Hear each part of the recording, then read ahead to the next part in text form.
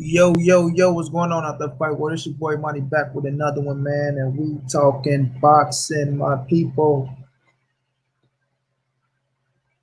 Boxing, boxing, boxing. Hope everybody having a good day out there, man. You know, staying safe and sucker free.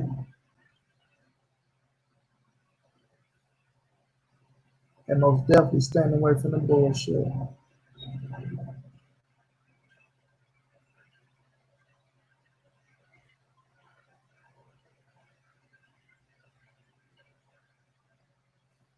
My brother, stay ready. What's going on, Mac? Motherfucking bro, Mac. Big dog status, you understand me? Play with him and get your head cracked just like that. What's going down, big bro?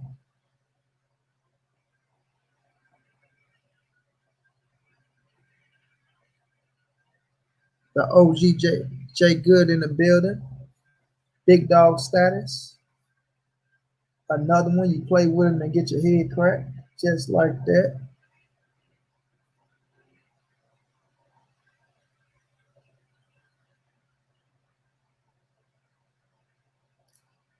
Okay, Mac, I heard you. About to go live too.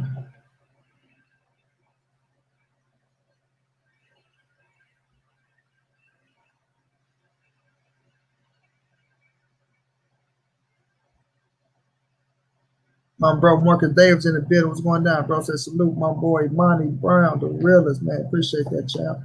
Shit, I just got home from the gun range. Okay, after hitting that old AR, huh? Getting it in, I see my bro. I see you. I see you.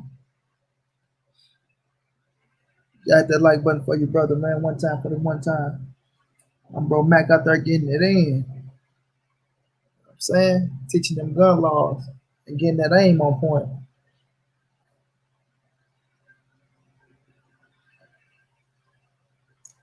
Or can knock a bird dick off from 100 from 100. What's your range, Mac? 100 yards. You can knock a bird dick off from 100 yards, Mac. The Black Banner in the building. Salute to my brother, the Black Banner, Monty Brown TV. Much love and respect to you, brother. Always, man. Always, man. I appreciate the love, child. I appreciate the love, man. My bro Mac out there knocking out bird dicks from 100 yards and shit. Yeah, Jay Good. 100 for now, huh? Okay. I feel you. What's your longest though, Mac? What's the longest? What's the longest though? You hit a target from? The odd fella in the building. Odd fella was going down, fam. Odd fella, did I rent you up, bro? Make sure I rent you up.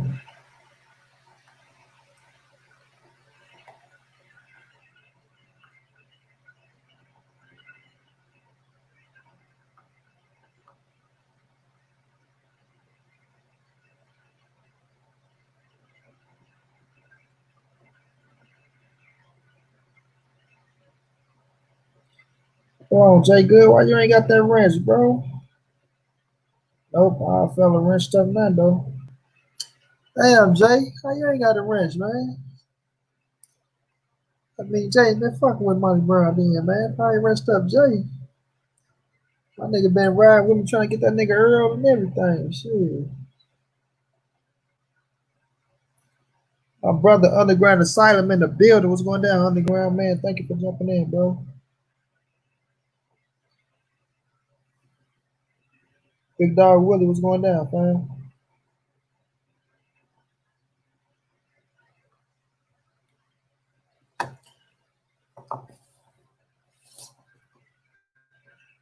We over here chilling, you know, about to talk some shit.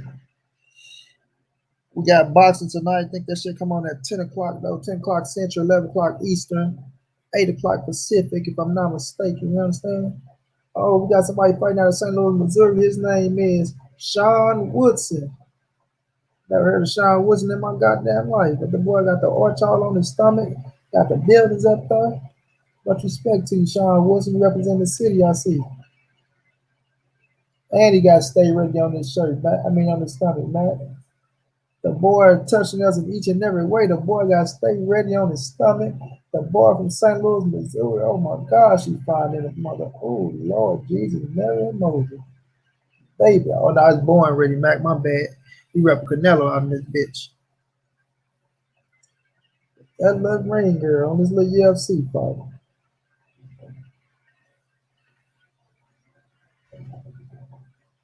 Yeah, we gonna talk about Big Baby silly ass, man.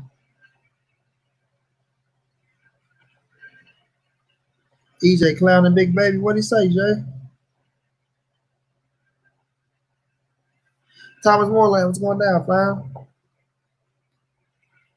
EJ Clown and Big Baby, Jay. What? On what? On Twitter, man. I gotta fucking give me a Twitter account.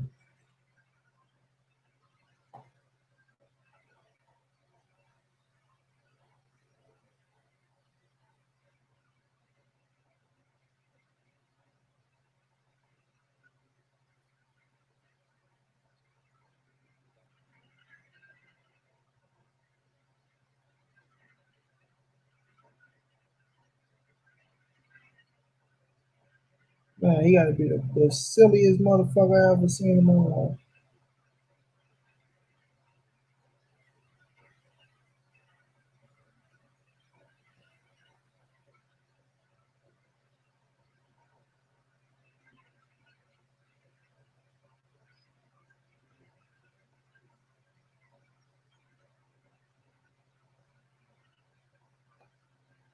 The silliest.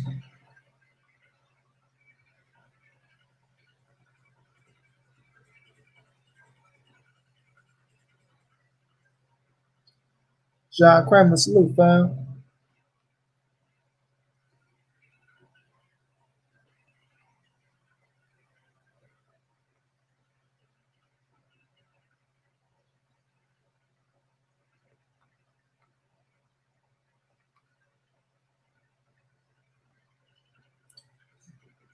You need to become a bouncer or a bodyguard. Take the air out of love, brother. Oh man.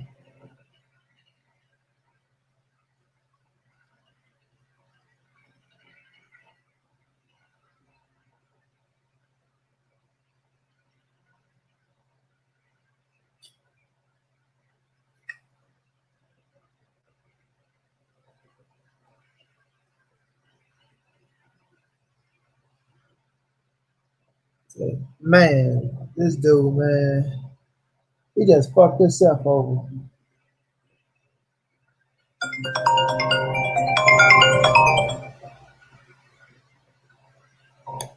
Hold up, y'all.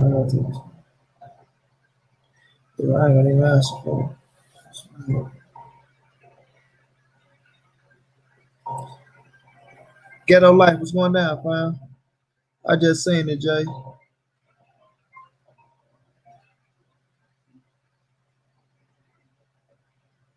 Yeah, G Maze, he is, bro. Silly ass.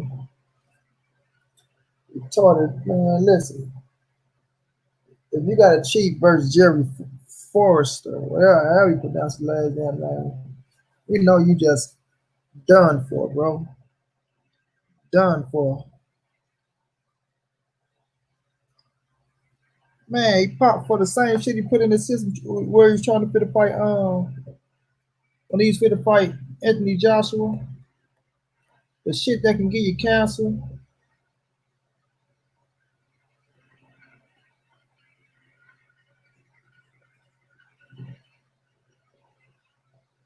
Shit that can give you cancer, bro. GW 1516, bro. Ah, fella. GW 1516.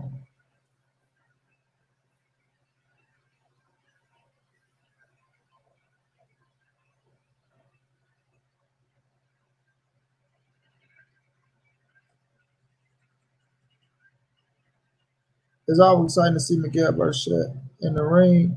He fun to watch, even though he want to demolish his opponent. Facts.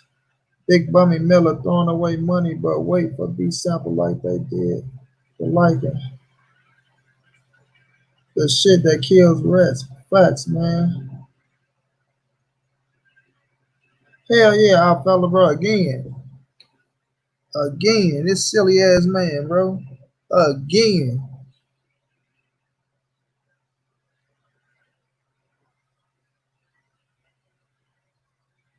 Like you just don't give a damn.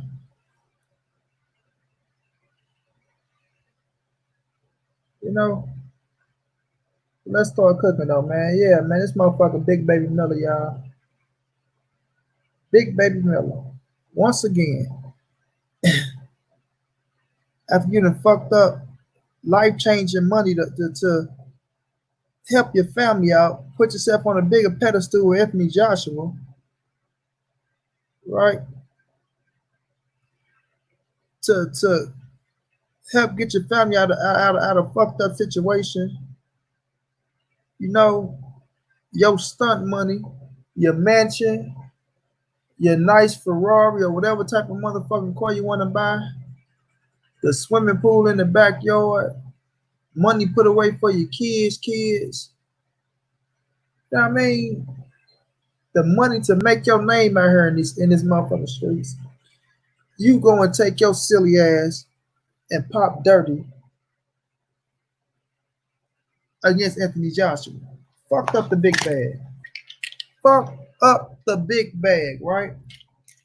15 million if last time I checked, right? If I'm not mistaken, somebody can correct me. 15 motherfucking $1 million, right? Come back with all the excuses and shit like that. Oh, I'm sorry. I made a mistake. Da da da da da da this, that, and the third. Had niggas like, you know what? Niggas fuck up, B. Even though we know that's your second time fucking up because you popped in kickboxing. So we're like, okay, niggas fuck up, B. You know, the nigga feeling stupid, fucked up the bag, understand what he did, got dropped from Eddie Hearn, who said ban you for the rest of your motherfucking life, had 3 types of steroids in your goddamn system. One that can give you cancer, the main one that everybody was like, what the fuck, you rather catch cancer to try to win a goddamn boxing fight? You willing to die in the ring for real, and outside the ring, because you want to win a goddamn boxing match. You want to win that fucking bad. You willing to give your fat ass cancer, heart problems, diabetes, all type of shit you can catch from this shit, right? So bam, time go by, motherfucker. You know, time heals all. Josh will get his ass knocked out by motherfucking Andy with weed. We happy about that shit. You know, you sitting up here really looking dumb then. Wilder come back, knock out motherfucking Luis Ortiz for the second time, sleep his mandatory, and motherfucking Dominic Brazil, then, you know, have the fucking draw that some of us thought he won against Fury, then end up losing his title and shit. Then you come back and get your ass you know what I mean, a welcome back slap on the wrist. I think he got put out for 12 months, if I'm not mistaken, 9 months, 12 months, whatever the fuck the months was. Get back reinstated and shit. Then you got the OGJ Prince give your motherfucking ass another chance. You know what I mean? The OGJ Prince come through, save the day, pick your ass up because you're a black man from Brooklyn. He fucking with you. Already got one big baby. You know what? It's good to have another big baby. Why not have this other motherfucker, you know, going through some shit? You know, get you set up for a fight. Only for you to come back and pop dirty again, big baby. And not only that, you hit me up telling me, oh, you know what I'm saying? You know, we make mistakes and shit. You gonna make it up to us, the fans and shit like that. You know, and I'm like, damn, bro, you let us down, this, that, and third. He popped up in my shit, y'all. Salute to my bro 503, the young lion in this bitch. Salute to Saint and Unseen Box. What's going down, fam? So you pop up in my shit, right? We streaming the fights. Big baby pop up in that bitch and shit. I know I let y'all down, this, that, and that. I'm like, damn, big baby, bro. You fucked up the bag, man. You did this, you did that. You could have been unified champ, water. You know, but we ain't gonna kill your motherfucking ass. Like I say, niggas make mistakes, B. Niggas make mistakes and shit. So this nigga tell us how you gonna come back and do this and do that and do this. And you turn around and pop dirty again, nigga. Nigga, you ain't even had one motherfucking fight before you pop dirty again. Like, bro, it can't be that hard for you to keep your goddamn nose clean. Know what I mean? It cannot be that hard for you to keep your goddamn nose clean. Jarrell Big Baby Miller. No. Even then, when I got the news, I'm like, I know this nigga ain't this goddamn stupid, bro. I know, like, we gonna wait for the all the facts to hit. This, that, and this. I also hit the nigga up on Instagram and shit. Then we go to Instagram. This nigga done deleted the whole motherfucking Instagram account. Well, he ain't deleted. He got it on pause. Cut it out for a minute. So you pull the plug on the Instagram account because you're not ready to handle what's about to come to your ass. God damn, too much. You know, can't handle what's about to come to your ass.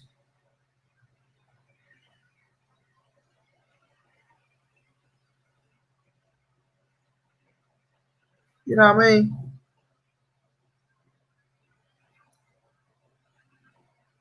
And now you send your ass on the sideline after you done disrespected Jay Prince. You know, just I don't know what to say about this motherfucker, bro. I really don't, bro, because the people who took a chance on you, bro, you just slapped them all in the goddamn face. I mean, you just slapped them all in the goddamn face. Like, fuck them. Okay, motherfucker, I'm gonna do what I want to do. All right, and not only that, let's not forget about you laying your motherfucking head on Eddie Hearn motherfucking shoulder, talking about you want to come home. I want to come home. Can I come home? Can I come home? Like you talking to one of your bitches that just kicked your ass out the house. I'm ready to come home, baby. All right. I swear to God, I ain't gonna cheat no more. I swear, baby, I ain't gonna cheat no more. I deleted all the numbers out my phone. I'm tired of sleeping in a hotel room. You know, I'm willing to give you the bank cards. You can go shopping. You can have whatever card you want. It's such a big ass up here, looking like a soft ass teddy bear laying on Eddie Hearn's shoulder while he's still dogging your ass out. Don't want nothing to do with you. Know what I mean? He felt like you tried to stop his number one go getter. No, his number one hoe. You try to take his number one hoe off the stroll of Anthony Joshua. You know what I'm saying? You trying to take his number one hoe off the stroll and Anthony Joshua. So you know he ain't got no love for you for real. You know? So now, big baby, I just want to know what the fuck was going through your fucking head, yo. To go out there and pop dirty for the worst of the worstest. You know what I mean? The worst of the worst, bro. Just the shit that experiment on fucking mice with. Lab rats. And it came up positive for fucking cancer, bro. For fucking cancer. And you willing to put this shit in your body, bro? Out of all the shit you can take, you willing to put some shit in your body that can put your ass on a motherfucking respirator machine.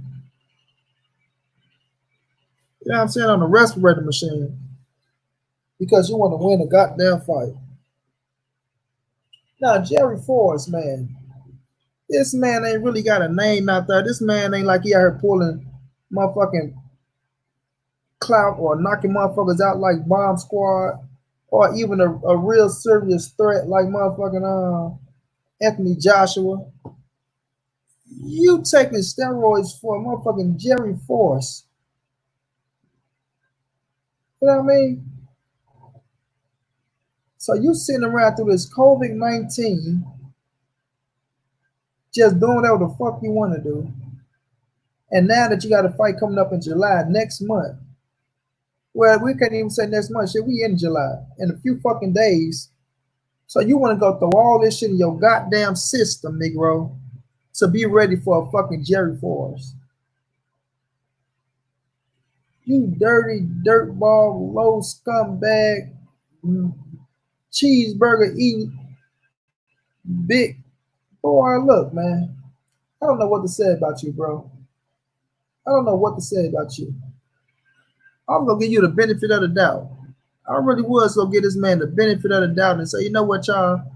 Ain't no way in hell Jarrell Big Baby Miller went through all the shit that he went through will come and pop dirty his first fight back after fucking up the biggest bag of his career, the biggest fight of his career, and against a low tier motherfucking caliber fighter in Jerry Forrest. And I respect you, Jerry. No disrespect to you, my boy. But you're not in it. I don't know where you land in the top 50. But your name ain't ringing like that for a motherfucker to run out here and put this shit inside their body. Y'all hit that like button for me, fam. Y'all hit that like button for me because we gonna cook today. You know what I'm saying? So go out here and put this shit inside your body, bro. Something else.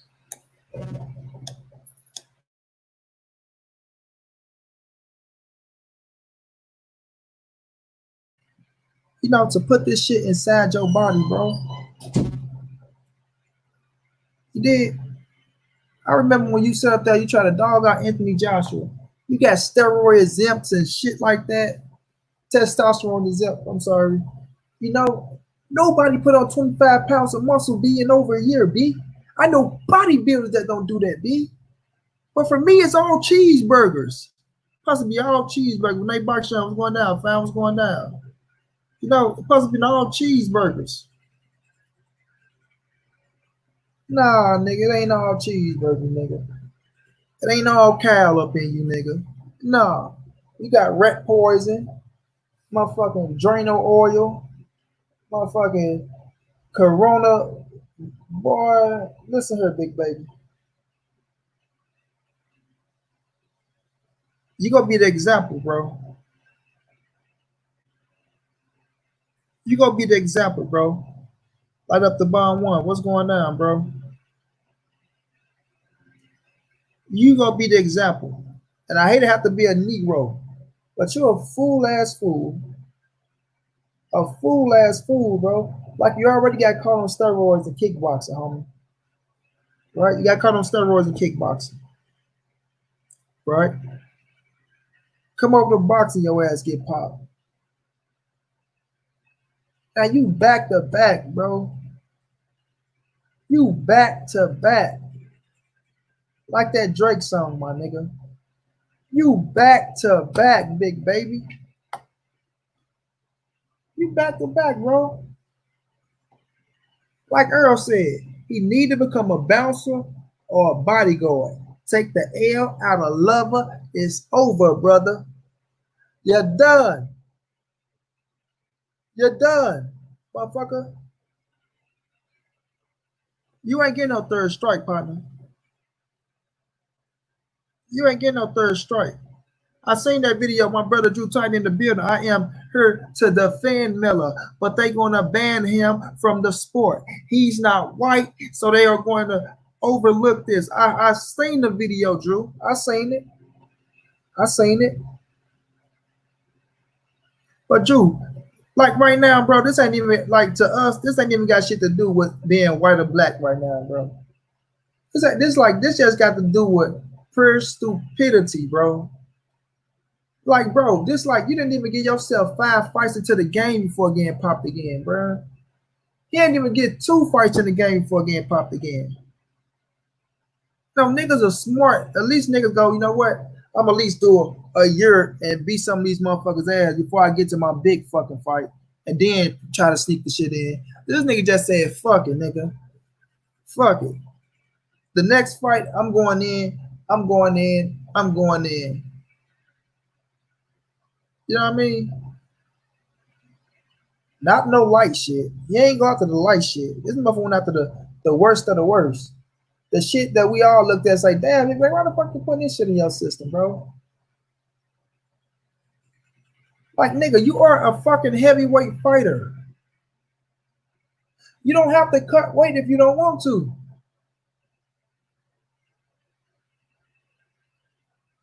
I support black fighters, Drew, but this just supporting pure stupidity right now. Fuck that, bro. That's just pure stupid. Like for real, you had motherfuckers took a chance, like Jay Prince took a chance, man. People putting their face out there on the line for you. People putting their fucking face card on the line for you, putting their names up, putting their honor up behind you. All right, we're gonna give him a chance. You sure you want to stay clean? Yeah, he gonna stay clean. He just turn around and say, "Fuck you, kiss my ass, suck my dick. I don't give a fuck." You know what I'm saying? So if he is the motherfucker to be made the example out of, he can't do shit but blame himself, bro. Because like I say, you done fucked up the bag. And Big Baby, my guy, I fuck with him. When I'm going live on Instagram, bro, man, Big Baby jumped in multiple, like we've been in that motherfucker, wrapping it up, chopping it up, man, more than 6 or 7 times. When that bitch jumping, especially when I stream the Anthony Joshua fights. When that bitch jumping. But to come right back, bro. To come right back and to pull this type of shit, bro. Come on, man. And like I said, I also give him the benefit of the doubt until he deleted his fucking Instagram page. He ain't delete the Instagram page when he got popped for fucking Anthony Joshua. But he feeling some type of way right now, and he should. He should. You know what I'm saying? Marcus Davis said, no wonder he was throwing all them punches for a big heavyweight. He probably was cheating the whole time. He got to be one of the stupidest to get caught again. You think he'll be smarter than that? Man, facts. My brother Texas Bub in the building. Going down Texas. Like, you got to be smarter than that, bro. You got to be smarter than that. At least secure you the bag before you fuck up, bro. At least secure a big time fight and secure X amount of millions of dollars before you fuck up again. You know what I'm saying? Before you fuck up again.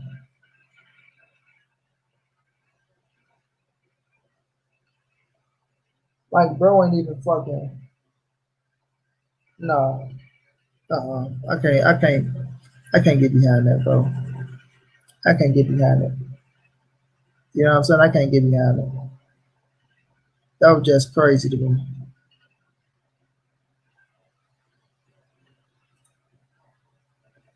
SSB, what's going down, bro? That's just crazy to me, Big Baby. You know what I mean? Jerry Force, bro. You popping dirty for a fucking Jerry Force. And Jerry Force say he know Big Baby. He say he been in the training camp. You know, he ain't get to work in so many words, but they would start to spectate like he ain't saying in so many things, but he said it himself. Dude got caught multiple times just before they caught him. Just before they caught him.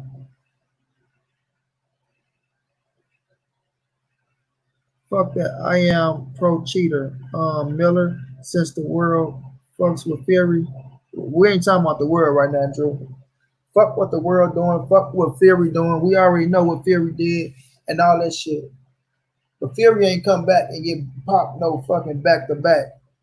But then again, we could say the motherfucker got popped back to back in Wilder fights.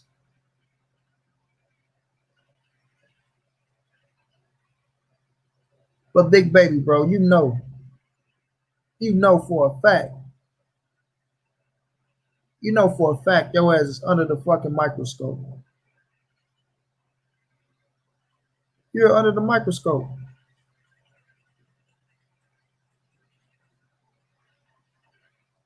So I don't know, like, if he thought he'd go get away with this shit, or if the COVID-19 shit came and some shit was told to him where he can run around and do this, or what.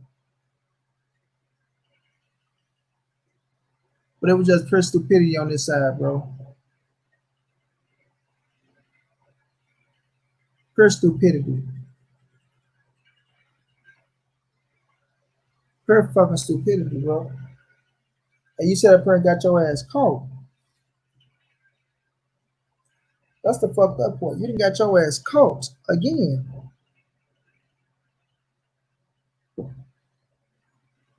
And he feeling like a dickhead right now. He feeling like a per dickhead.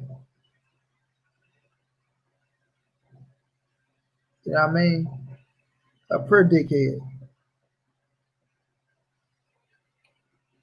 And he should.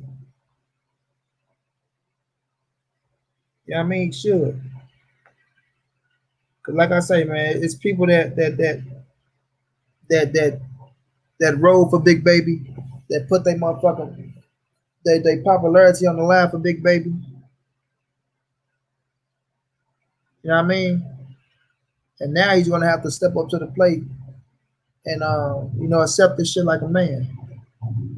Smash the like button, family. Smash the like button. You know what I'm saying? Big facts, big facts. Donate to the channel, man. Show some love, family. Let me get 3 donations out of what we had 25 people. Show some love. Show some love, man. But yeah, man. Big Baby Miller, that came out here and fucked up. Fumbled the motherfucking ball again. Fumbled the ball again. You know what I mean? Then pop dirty again. You gotta think about it, bro, Drew. You gotta think about it, bro. You got a fucking family that you representing, bro. You got a family that you represent. You put them through this shit before. You fumble the biggest bag of your life. You fumble the biggest fight of your life. Like I say, secure the bag first, bro. Secure the fucking bag first before you go out here and fuck up some shit like this. Make sure you're in a good position to where when you get suspended, you're okay. But nigga that fucked up the mansion and the Ferrari, man. The private schools for the kids, the man, come on, Big Baby, bro. Come on, bro. Come on, bro. You gotta be smarter than this shit. You have to be smarter than this shit.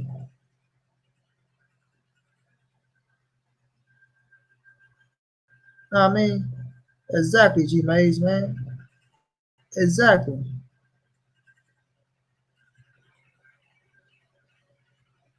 And like my dude Drew said, we do know white motherfuckers get away with certain shit all the time, and people still push for them. But being black, you gotta understand, you not, and Big Baby know you're not gonna get them type of privileges. You know it, bro. You know it. You know it.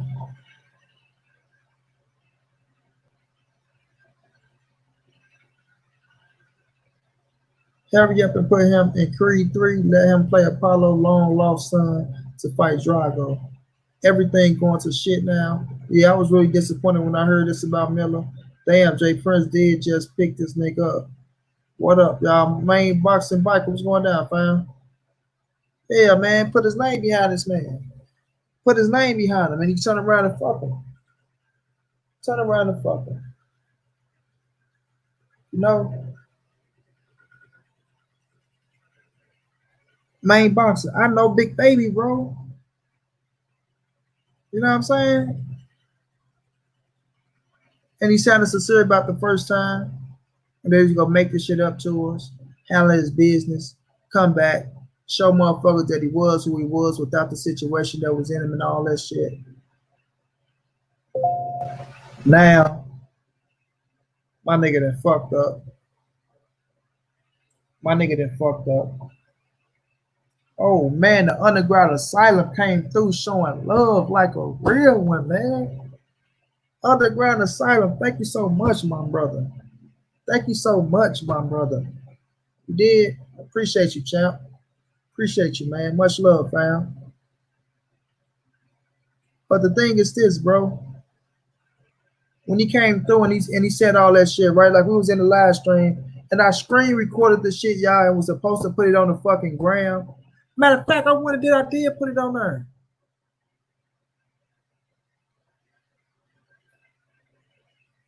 I gotta check, y'all. I gotta check because I think I did put it on there. When he came, I think I did, y'all, if I'm not mistaken. I'm gonna check and look for it.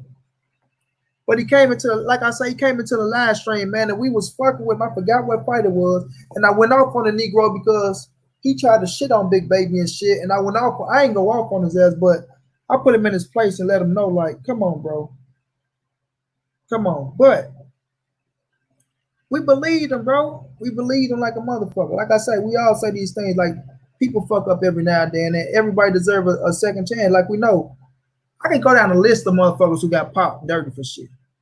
You know what I mean? But I ain't gonna do it. And like I'm saying, and I'm gonna be real with y'all. I ain't gonna make no post on my Instagram, dog, and Big Baby out. I ain't gonna make no video, dog. Like I said, I'm doing the live stream. I'm fucking with y'all, and I'm gonna talk about it.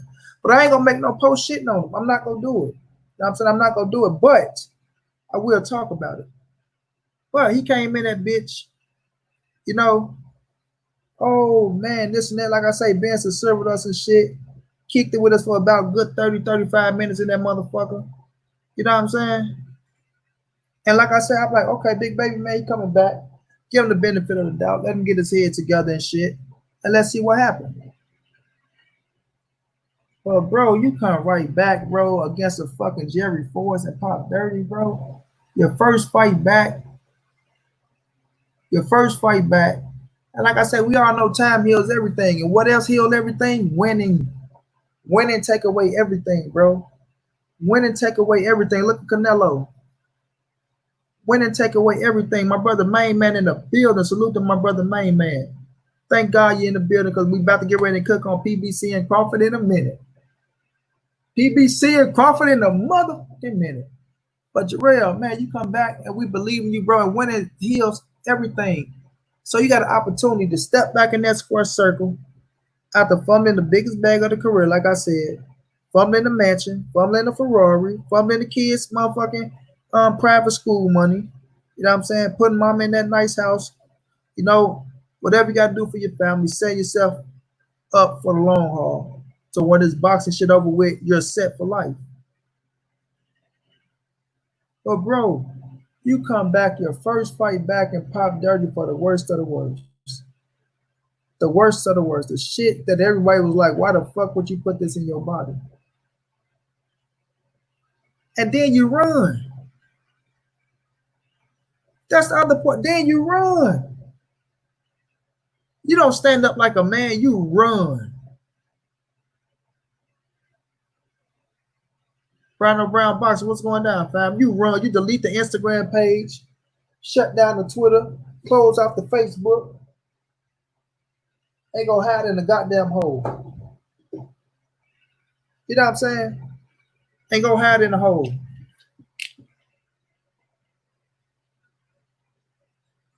You know, you don't even try to deal with the shit like a man.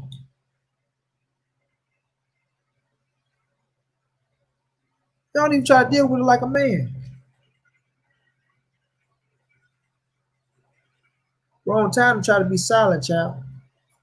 Because if it wasn't true, like I'd be out here campaigning for myself, standing up for myself, not trying to wait and see to find some type of motherfucking excuse to come up with. Because that's exactly what you're trying to do right now. Finding an excuse to say why this is this and that is that. You're not going to blame nobody else on this shit. I'm sorry, homie. You're not about to put the blame on nobody.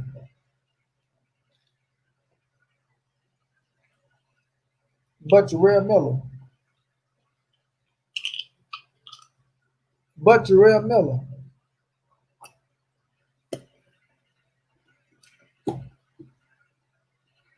No.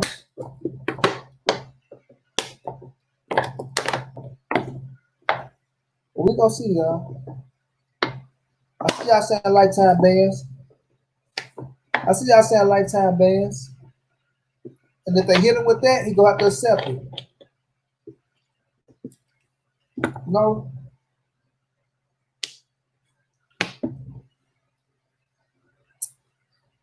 If they hit his ass with a lifetime ban and make an example out of his motherfucking ass, he's gonna have to accept it. You know what I mean?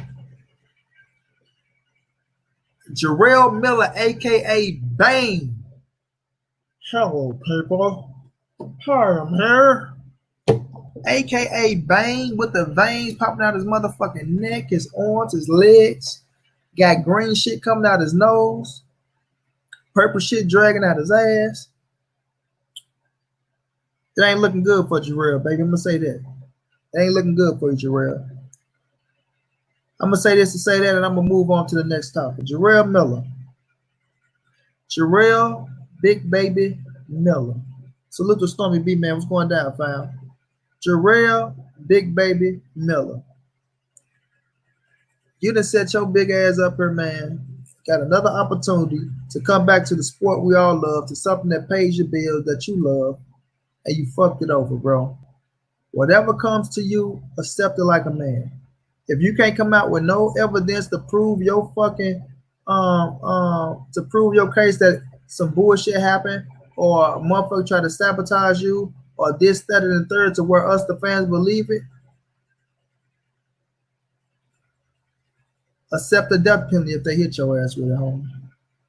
That's all you can do. That's all you can do is accept the motherfucking death penalty. Because it ain't looking too good for you, chap. It ain't looking too good for you, chap. Like I said, I know we can go down the list and we can talk about this person got popped, that person got popped, this person got popped, and that person got popped. But I never seen no motherfucker get popped like this back to back on some dumb shit like this.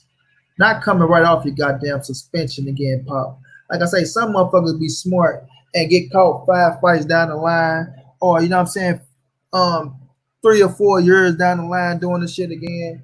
But I never seen a motherfucker come back off his suspension and get popped like this, bro. You gotta be the silliest motherfucker in the world. The silliest. Or the weakest. Or the motherfucking weakest. You know what I'm saying? Or the motherfucking weakest. You can't play on a fair playing field. You gotta come out here and cheat these boys. You gotta come out here and cheat these fucking Jerry Forrest. You gotta cheat a fucking Jerry Forrest, bro. I don't know what to say about you, big baby. All I'm gonna say is, if they hit your ass with the death penalty, accept it like a man. You know what I'm saying? Pick up that Bible, pray to God, get your life together, man. You know what I'm saying? Pick up the Bible or whatever, or the Quran, or whatever God you pray to, my brother. The King James Version, the Old Testament. You know what I'm saying? If you pray to Buddha, Mother Mary, whomever it is you pray to, get your life together, man. Because this one here, it's going to be tough to come back from. It's going to be tough to come back from. You know what I mean? Somebody will take a chance on you. But this one here, I don't know, man. The people ain't got no faith in you, bro. They ain't got no faith in you. And I'm going to leave it at that. I wish you all the best, though. You know what I'm saying? I don't pray for a man downfall, and I ain't going to kick you too hard while you're down. You know? I do wish you all the best in life. Hope you get yourself together. If you can prove your case that this was a false statement put on your name, or some type of sabotage going on, or some shit got mixed up in a way, I'm all ears, man. And I'm willing to listen. But it ain't looking too good, chap. It ain't looking too good. Especially after you shut down the whole goddamn Instagram account. It ain't looking too good, bro. But we gonna move on. We gonna move on. We gonna move on.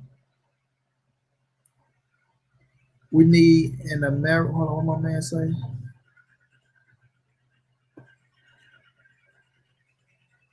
We need an American Boxing Commission that governs coast to coast.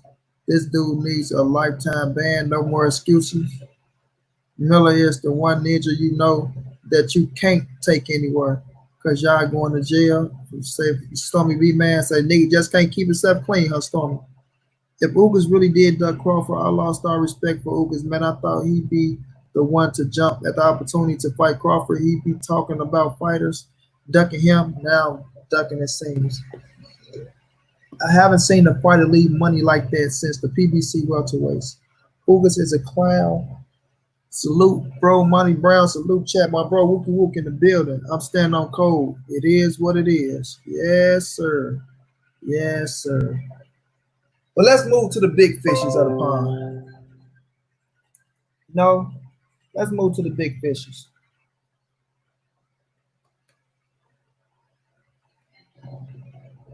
If I'm not mistaken, my brothers, I was up all night doing homework. Thank God, thank God, thank God I got it done.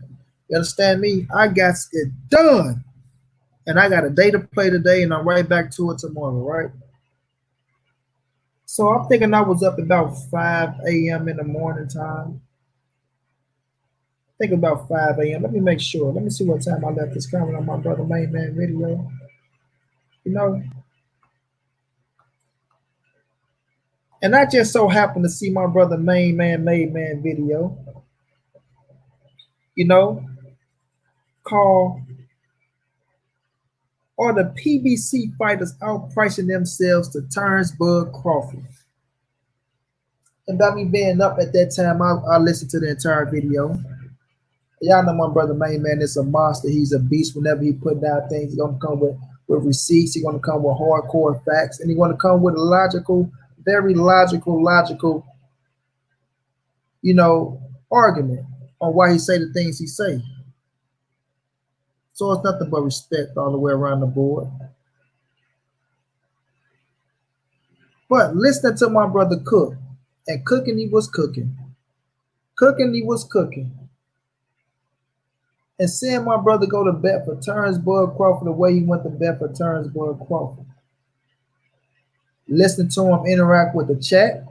I listened to the whole chat. I listened to their opinions. I heard everything they had to say. I watched Lawrence William come through, give out his opinion. I watched people saying the PBC is ducking and ducking and ducking as well. And I seen my brother Main Man agree. As he say, the PBC fighters are ducking Terrence Bud Crawford. And his case for saying that is they pricing themselves out. As he went down, the contracts or the money these brother was making compared to the money Terrence Bud Crawford was making and the money they was asking for to get into the ring with the #1 pound for pound fighter in the world in Terrence Bud Crawford and have a shot at the WBO title, right? So as I listen to my brother Cook and make his arguments, I say, okay, all right. Good points, good valid points that he was making, you know. But as it was going on and on and on and on, I start feeling it started getting a little personal, in my opinion. You know what I mean? It's starting to get a little biased as well, in my opinion. You know? And watching, bro, and just on all honesty, like I said, he made some good points. For us cats getting paid their biggest paydays, arguably their biggest paydays, and not knowing what the dollars they making with Al Heyman, you know. And then I heard him make a comment about my brother Al Heyman, you know, the godfather of this shit. You know, niggas hate when we call Al the godfather. They like the shit. Oh, they call another man a godfather. You know how weak ass Negroes do. But as we come down the line, right? Terrence Bud Crawford, 140-pound fighter, when he was at 140 pounds, did his thing, became undisputed. Became undisputed at 140 pounds. Great fucking accomplishment. Great fucking accomplishment. Ain't been done since Zab Judah, if I'm not mistaken. And we give Bud all the credit in the world for these things. You know, but as my Main Man was talking, he kept alluding to Spencer Nation. Oh, Spencer Nation, Spencer Nation, Spencer Nation. Right? So now, my brother King Palmer, what's good, my bro? I hope that mac and cheese was good with that chicken and them french fries, King Palmer, because it looked good as fuck. And I'm hungry as hell right now. So, my brother Main Man, right? let's get to it. Let's get to it. You know, now I'm not gonna say sports advantage was going down, fam. I'm not gonna say that the PBC board is pricing themselves out of a fight with Turnsburg Crawford. You know what I'm saying? I'm not gonna say that because the numbers you were saying, it's not right. You know. Now, yes, you can say they fought. Okay, Danny Garcia fought Keith Thurman. It wasn't on pay-per-view, and it was 2 million, if I'm not mistaken. You know, Spence got 3 guaranteed against Mikey, 8 million, which it was way more than 8 million, bro, and that's a fact. So you say they all want to fight each other, right? Let me touch on one topic first. The first topic is because I'm gonna deal with each fighter one by one. One by one. And we're gonna start with Danny Garcia. Danny Garcia, right? My brother main man said he wanna lose to all the PBC boys before he lose to Turnsburg Crawford. Kilo 44 boxing, what's going down, fam? You say you want to lose to all the PBC boys before he lose to Turnsburg Crawford, right? You say he was offered the fight with Turnsburg Crawford, he turned it down, and he decided to fight Granados on Fox. Right? Now, outside of Granados, when you brought up he willing to lose to one time Keith Thurman, you say he's willing to lose to Sean Porter, and he's willing to lose to Earl Spence Jr. before he loses to Turnsburg Crawford. You know what I mean? Andrew Choice, what's going down, bro? Right? So now, I'm going to ask you this, my brother. When Danny Garcia fought Keith Thurman, right, was it not for a fucking world title or not? Last time I checked, it was for a world title. The number one fighter at welterweight.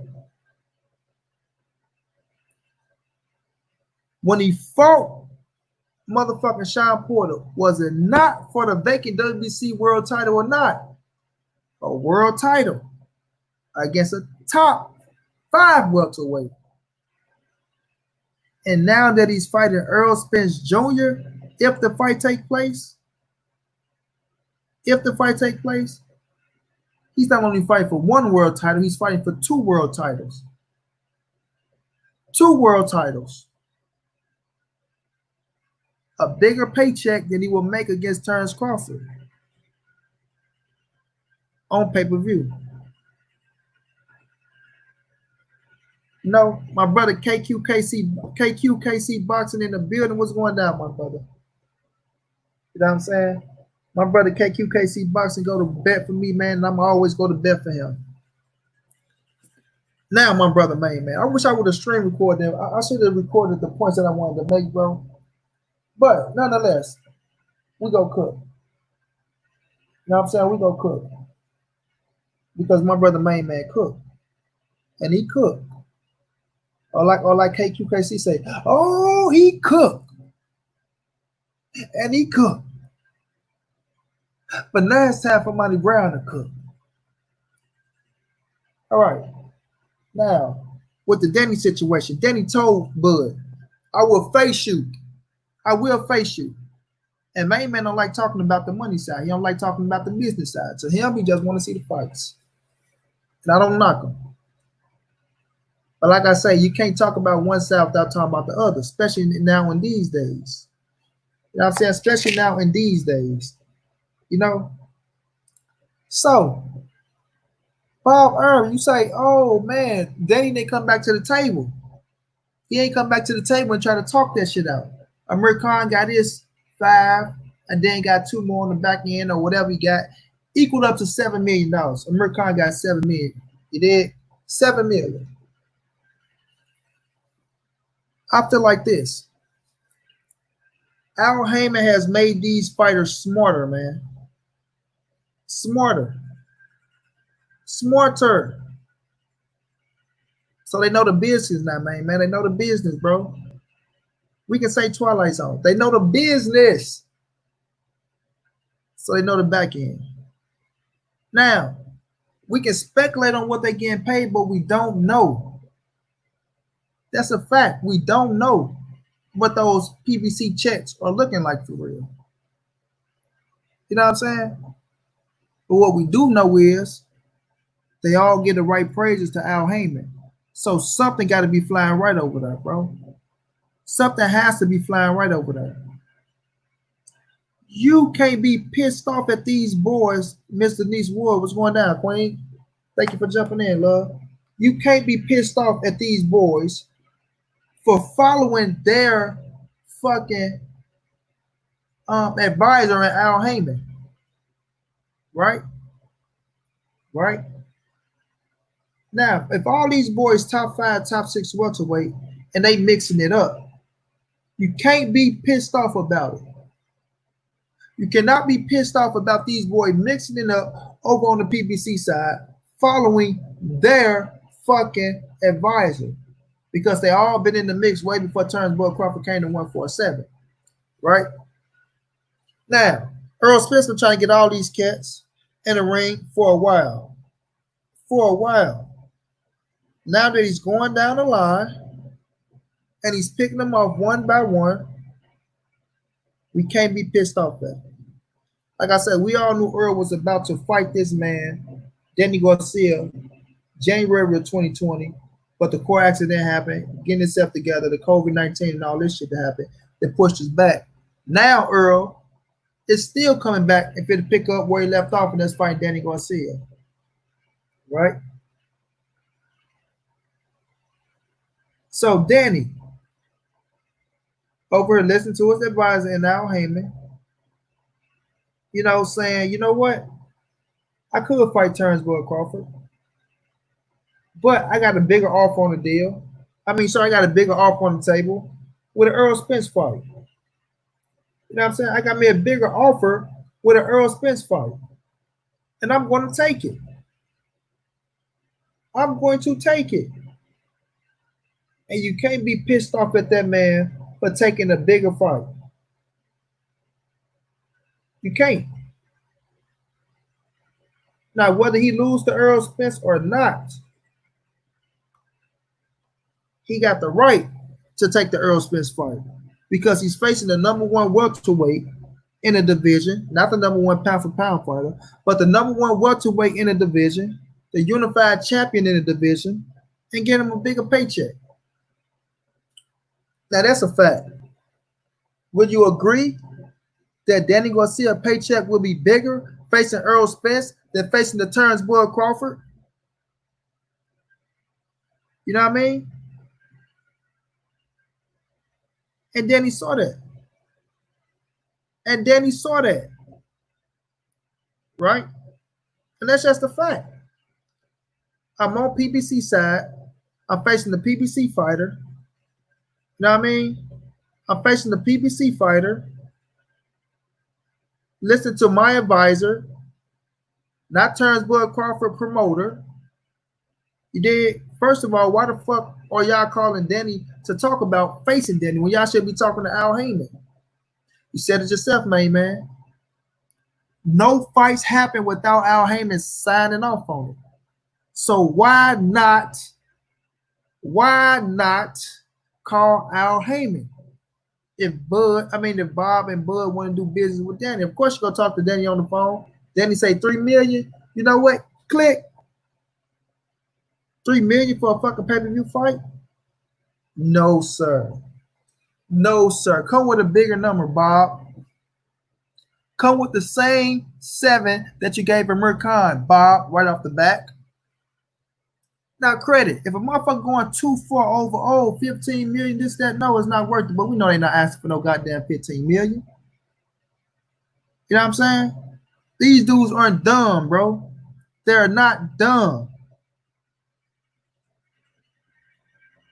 My baby Selena is in the building. How you doing, my baby? You know what I'm saying? They're not dumb, bro. So you got to put up the real numbers, Bob Earn. You have to put up the real numbers. Period, point blank. Put up the real numbers.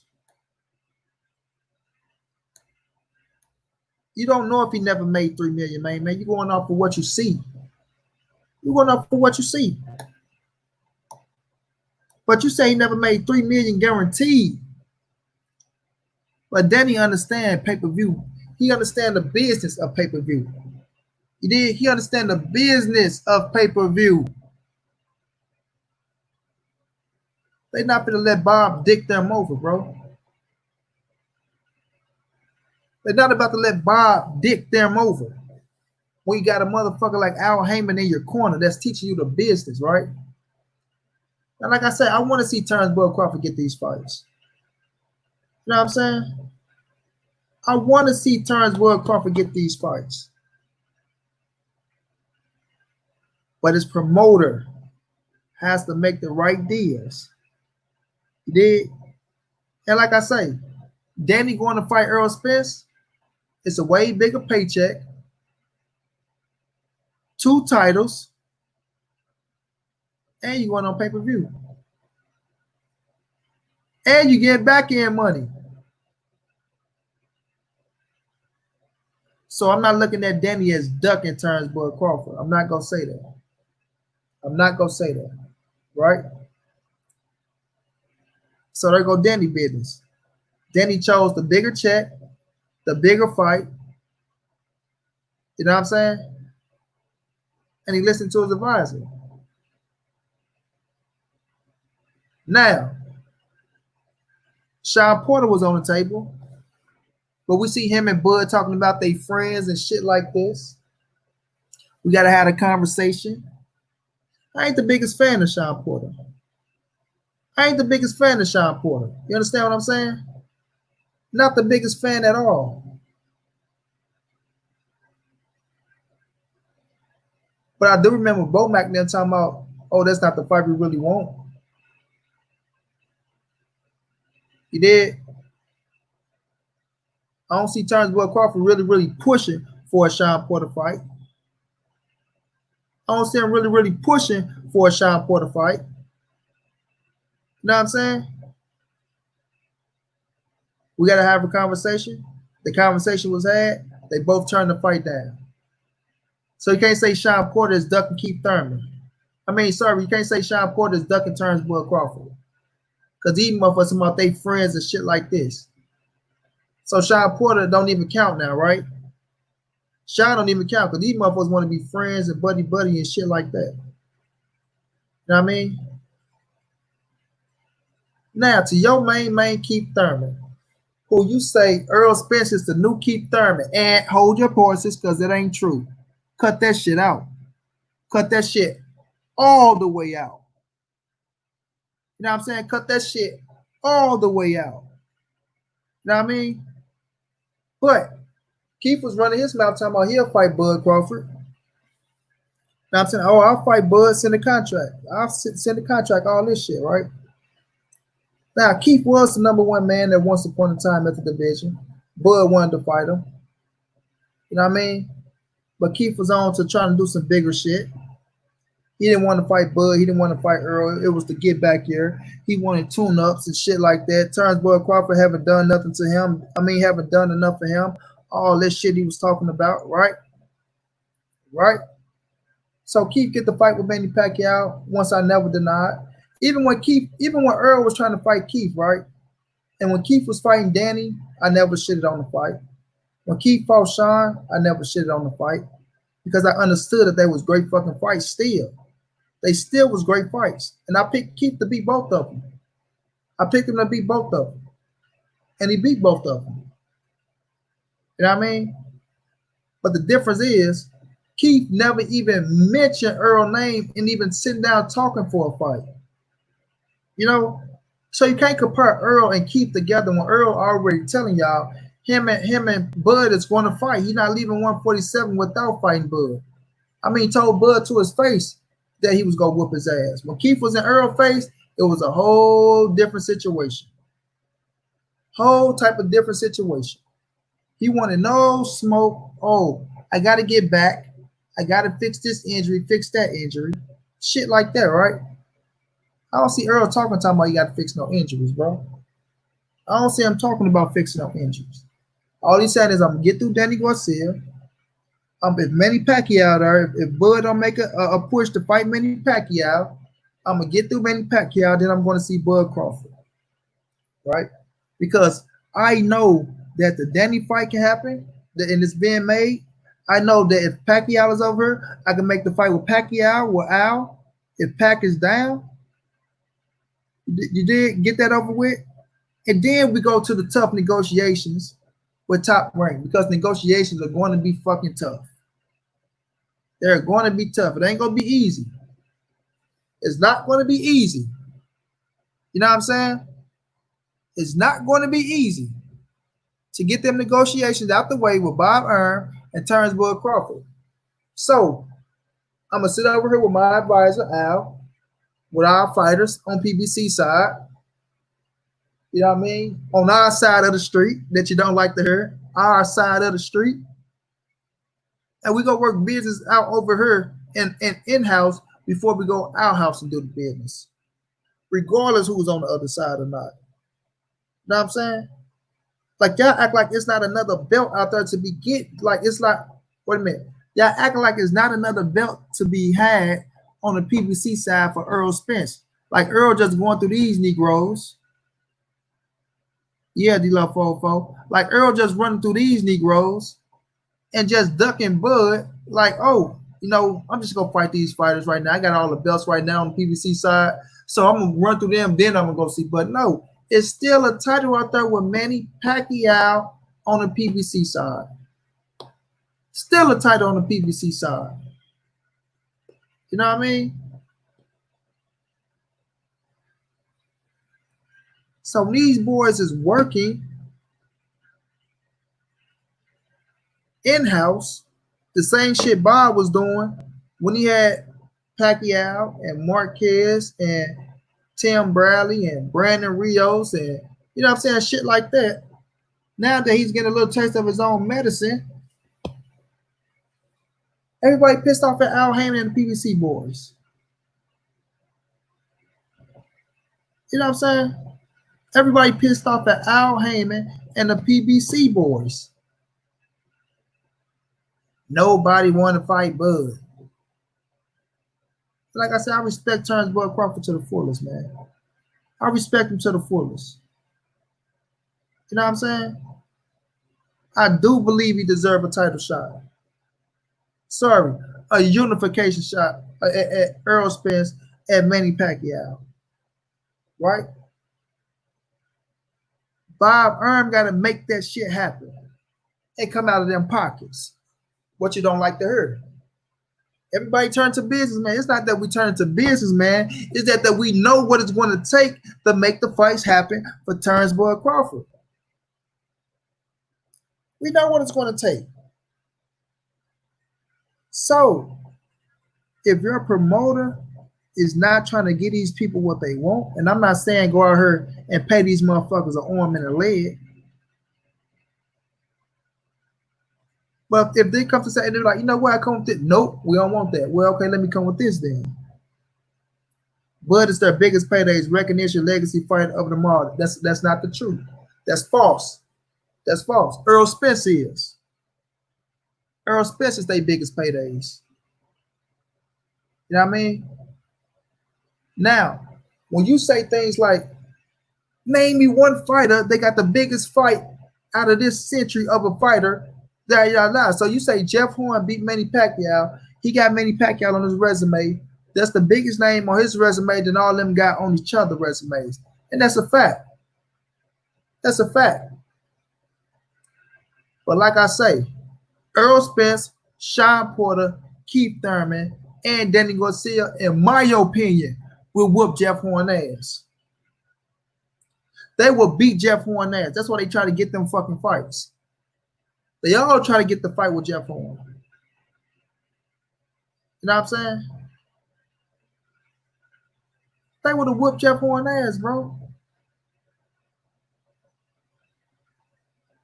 They would have whooped his ass as well. Credit T-Bud Crawford went out there, did what he had to do, whooped his ass, stopped him, and took that title from him. Took that title from him. You know what I mean? Took that title from him. And it made him a champion. But besides that, Jeff Horn ain't whooping no more than top tier motherfucking welterweights, man. Come on, bro. Jeff Horn is not whooping them welterweights, man. Let's keep it real. Let's keep it real. Now ask yourself, if Jeff Horn would have fought Sean Porter, who you would have favored? Ask yourself, if Jeff Horn would have fought Danny, who would you have favored? You probably would have, I don't know, Danny at that time, it's been a little tough. But Porter, Earl, Thurman, man, they'd have whooped Jeff Horn ass as well, bro. Let's keep that shit real. Let's keep that shit real. They would have whooped Jeff Horn ass as well. But credit, Bud got him. Bud got him. But you keep using the number one pound for pound fight in the world as if it relates to the dollars, as if it relates to the popularity, bro. Us as hardcore fans. Yes, we understand what Terrence Bud Crawford is. We understand that. Well, like I say, we got people that got Lomachenko number one. We got people that got fucking Canelo number one. Some people got their picks of who's the number one pound for pound fighter in the world. Me, Terrence Bud Crawford is my number one pound for pound fighter. You know what I'm saying? Terrence Bud Crawford is my number one pound for pound fighter. I give him that. You know what I'm saying? I give him that. But let's not act like these other dudes ain't got no recognition on their name. Like they ain't got no popularity, bro. To keep it real, Danny Garcia fan base is bigger than Terrence Bud Crawford. Him and Shaw fan base is probably close. Errol Spencer's a bigger draw. I would say Keith Thurman probably got a bigger fan base, but we don't know what the fuck Keith Thurman at. We don't know what the fuck he's talking about. He's saying he want to do this, he want to do that. You know what I mean? So we got to stop. We say, oh, he's the number one pound for pound fighter. He's a WBO champion. Is his recognition? Where the recognition at? Is he bigger than fucking Danny Garcia? For his fan base? No.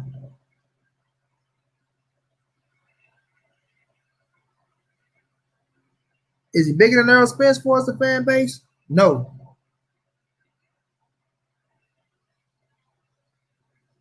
You know what I mean?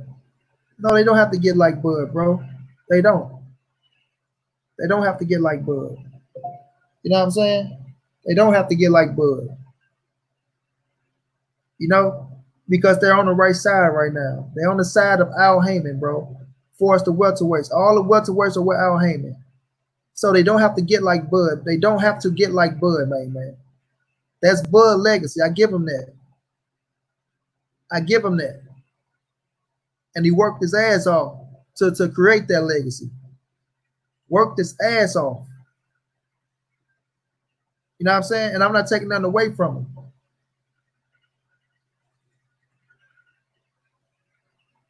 But when you're the number one fighter at the division, you will be chased down. And the two top dudes that's being chased down at the division right now is Manny Pacquiao and Errol Spence. Manny Pacquiao and Errol Spence. To my brother Napoleon Armstrong, thank you so much for the donation, champ. Much love, family. I appreciate that, fam. Appreciate that, fam. The number one fighter that's being chased down right now, well, the two fighters is Manny Pacquiao and Errol Spence, right?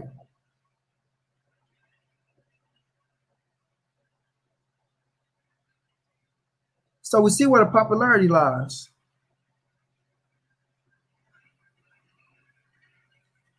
You know?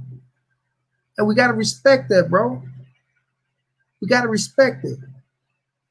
If they did what Bud did, they would be at 160. They don't have to go to 160 right now, bro. They don't have to. They in the money division. You know, they in the money division. Stormy B-Man say, none of these ninjas work what they think they are, and it doesn't help when y'all be out here pom-pomming and all, capping for conditions they meet under. I'm not really with all the multiple division mess, because sometimes all that means is that you duck hella guys like Canelo. I think the same, man. Bud is a great fighter. However, what's right? Let me address Stormy B, man, because you say none of them work what they want. Listen, bro. Listen. With this boxing game, man, this is what I mean, right? With this boxing game, you always have the ins, the outs, and the dudes and all this shit, right? But I'm not fit to take away none of these dudes' success or what they work their ass off to get to where they at, right? If a motherfucker put themselves in position to be the A side, he deserves to be treated like the A side. If a motherfucker put themselves in the position to call shots, he deserves to call shots. The fight game is a word fucking game, bro. It's word. This ain't no regular sports. It's not football, basketball, and shit like that. This shit is what have you done for me lately? Once you get hit upside your motherfucking head and get knocked, motherfuckers ready to kick you out the door. They're ready to kick you out the door out for one fucking loss. One loss, right? So it always comes down to what fighters certain people like and what fighters other people don't like. You dig what I mean? Because when somebody got a fighter that they like that's in position, they go cape for them all day long. They go say, oh, well, this and that, that and this. Now, when they fight to get their ass whooped and knocked off the pedestal, and the next fighter that's up, and that fighter get his recognition and his praises, people go find all the shit they can find on that fighter to take away that fighter credit or to make it look like that fighter don't want to do this, that, and the third. And we seeing it with everybody, bro. We seeing it with everybody. You know what I'm saying? Earl is on top now. Now Earl can't even have decent fucking fights without motherfuckers saying he's ducking or him doing this, that, and the third, right? Danny Garcia, Sean Porter, these dudes having great fucking fights, mixing it up. But because of the fighter that you like can't get what he want, then it's a problem. It's a problem. You know what I'm saying? It's a problem.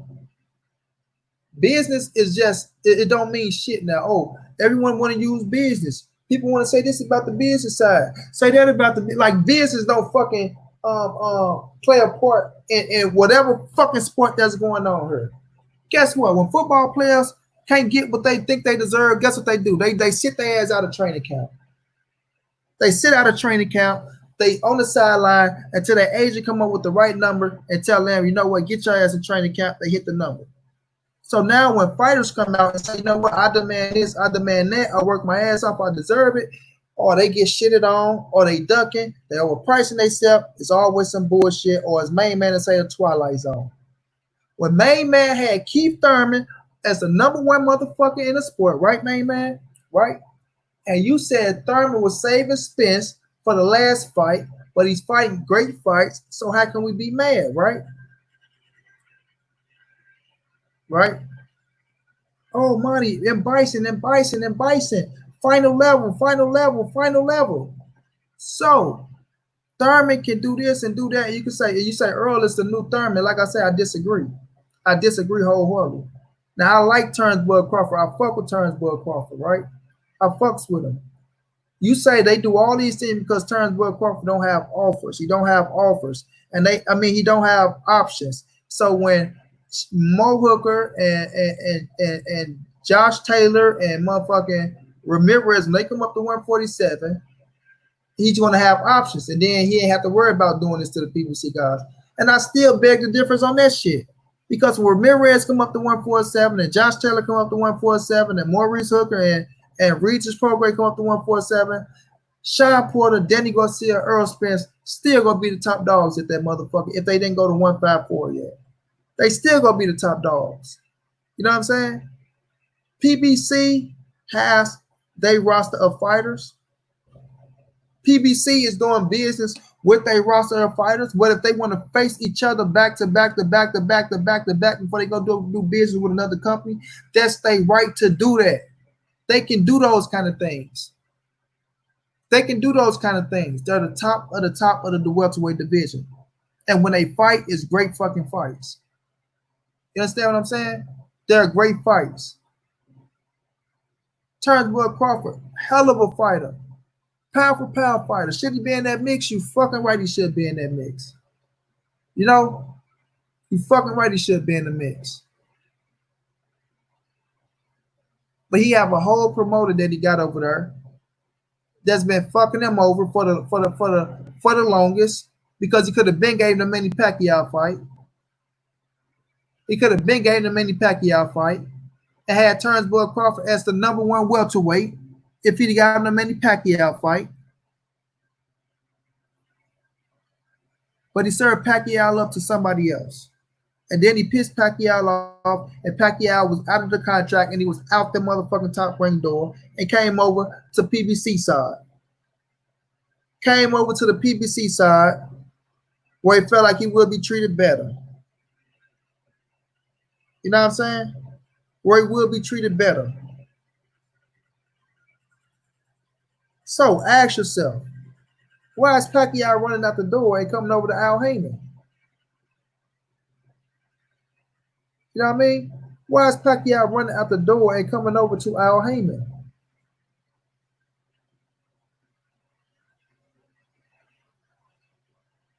You know, Bud Crawford say he signed back with Top Rank, and nobody's shitting on Bud Crawford. Well, not me, because there's a lot of cat that's out here that is saying that, you know, he should never sign back with Top Rank. He can do whatever the fuck he want to do. He a grown man. He feel like Top Rank treating him right. Good for him. Make your money. Your $3 million to fight. Make your money. But you can't get pissed off because this side of the town is doing business in-house, like your fucking promoter been doing business in-house, and now it's harder for you to get a fight with them because they telling your promoter to show them the money. Period. Show us the money. You want us to fight your fighter? Show us the money. You talking about pay-per-view numbers? Show us the pay-per-view dollars. Show us the pay-per-view dollars. And let me read some of y'all comments, and then we're going to continue to cook because I'm here for a minute. I don't know if that's the real Black Horseman. I see UGC Flames. I don't know if that's the real Black Horseman or not, so I don't want to be talking to a motherfucker that's trying to act like they Black Horseman.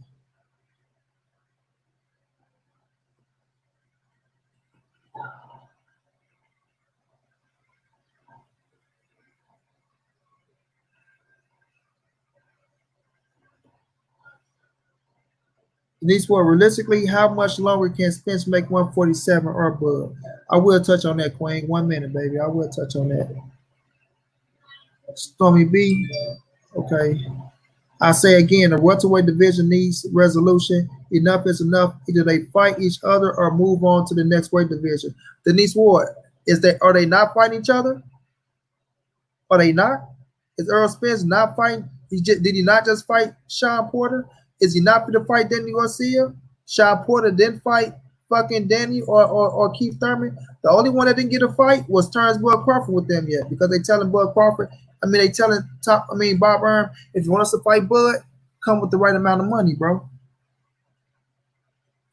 Story B said, I'm no longer interested in them. They've allowed primes to pass. These guys today are a joke, not worth a pot of piss. I don't know what you mean. They are allowing prime to pass when they fight each other. Bud will impact. Well, you let them impact. You don't hold them back. That's the name of the game. That's the name of the game. You got a lot of money.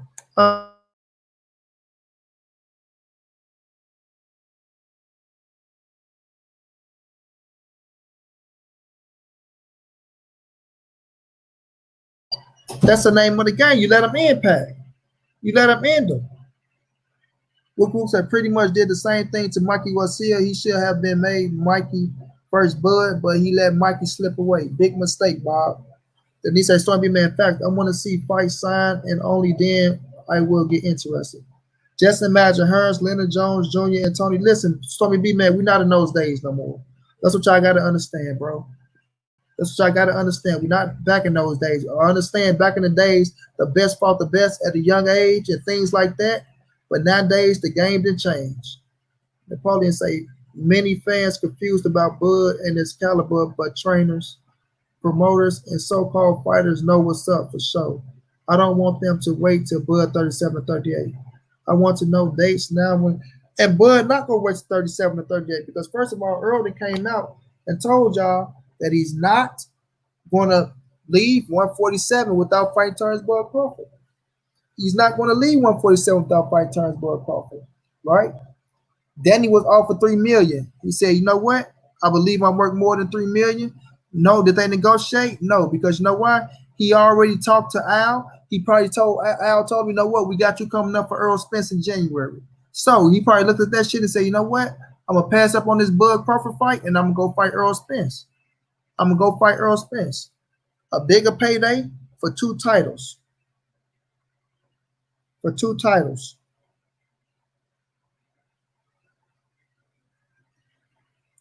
Danny will call Bud after he loses to Earl Spence. Duck. So if Danny called Bud after he loses to Earl Spence, what that mean? You don't want to see the fight, huh? You don't want to see the fight, right? So okay. So Danny called Bud after he loses to Earl Spence. So if Danny was to go fight Bud Crawford before he fight Earl Spence and lose to Bud Crawford, right? So then guess what? Danny call Earl up and say, you know what? I want to fight Earl. So what's the difference? What's the difference? If I'm going to fight this man that got 2 titles, that's the #1 welterweight, I'm getting a bigger fucking payday. What's the difference between losing to him or then going to lose to a man, Bud Crawford, that you said is the #1 pound for pound fighter, that got the WBO title on Top Rank? You dig what I mean? On the Top Rank broadcast, and then coming back on my side to try to fight this man with 2 titles. You dig? So what's the difference? What's the difference, my man? So it's a problem for me to fight on my side of town where I can make this money. But you know what? If I lose, I'm not good enough for Bud Crawford no more. That's what you're saying? If you lose to Earl Spence, then Danny Garcia ain't good enough for Bud Crawford no more. Because in my eyes, it ain't that you lose, it's how you lose. It ain't that you lose, it's how you lose. And how Danny Garcia lost to Sean Porter and to fucking Keith Thurman is a respectable way to lose because he went out in close fights that some people thought he won. That some people thought he won.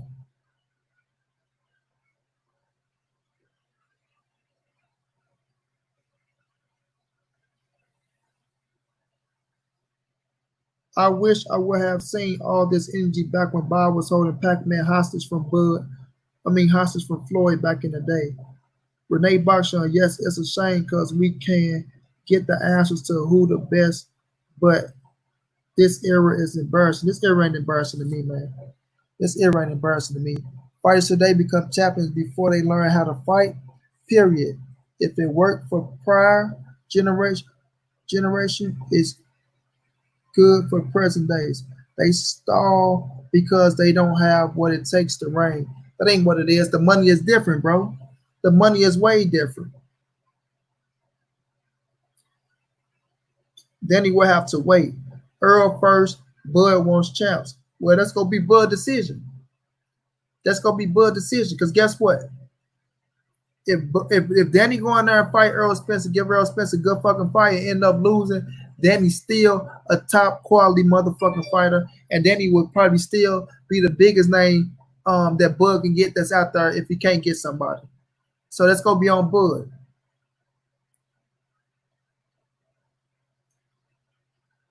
Y'all got to stop throwing these guys away just because they lose. That's the problem with the sport. Can't blame these guys for not wanting to take some of these fights. Y'all go throw them away. Stormy B, for these niggas today, for these niggas today, it don't lose. That's what they learned from your boy Mayweather. Well, some of these welterweights already got losses, so they can't learn it from Mayweather. And like I say, I'm not. I love Mayweather. That's my goat. But I ain't stuck in the Mayweather era where somebody lose one fight and they done. Soon as the fighter lose, y'all gonna throw their ass away like a cigarette butt. Thanks, bro. We can a fight of the year and people will still cry before the night is over about who they should fight next. Boxing fans turn into old bitter brats. Number one pound for pound, don't fight losers. Champs first. Number one pound for pound, don't fight losers. Number one pound for pound, don't fight losers. Champs first. All right, so it's only two more champions out there in the division, right? There's only two more champions out there. It's Earl Spence and Manny Pacquiao. Earl Spence, Manny Pacquiao. Earl Spence, Manny Pacquiao. So if you can't get Earl Spence or Manny Pacquiao, who you gonna fight, man? Who you gonna fight? If you can't get Earl Spence and Manny Pacquiao, who you gonna fight?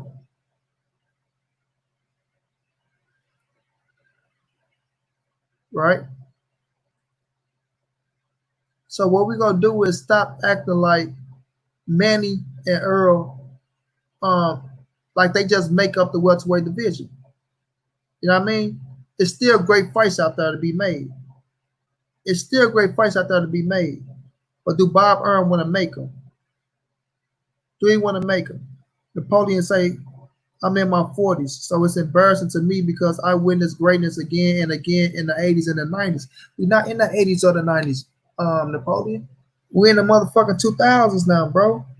In the 2020s, you know?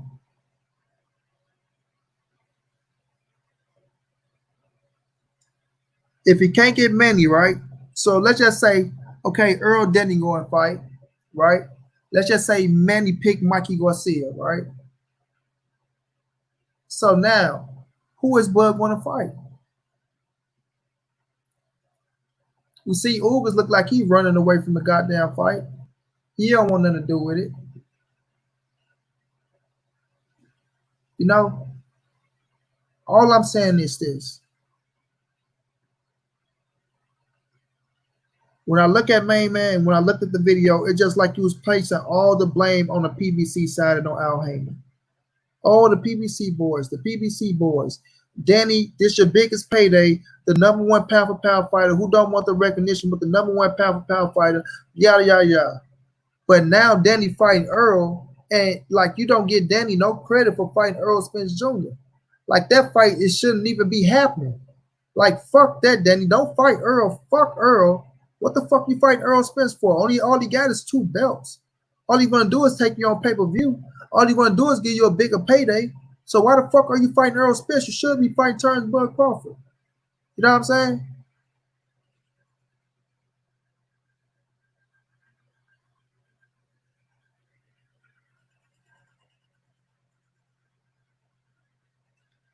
They just say people also act like every great fight back in the day was a championship fight, or some people didn't lose because they were flawed or not dedicated. Right, Jay? Why wouldn't he get there? What you mean? Why wouldn't who get what?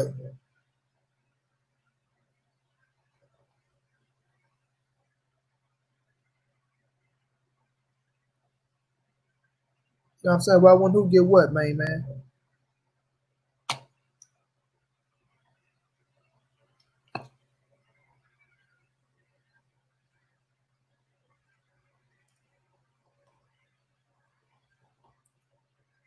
Like I say, I want Turnbull Crawford to face it off with these boys as well. You know what I'm saying? I do believe Turnbull Crawford deserves to face these boys. But at the end of the day, I do understand what's going on as well. And I ain't gonna act like I'm gonna be blind to the fact neither.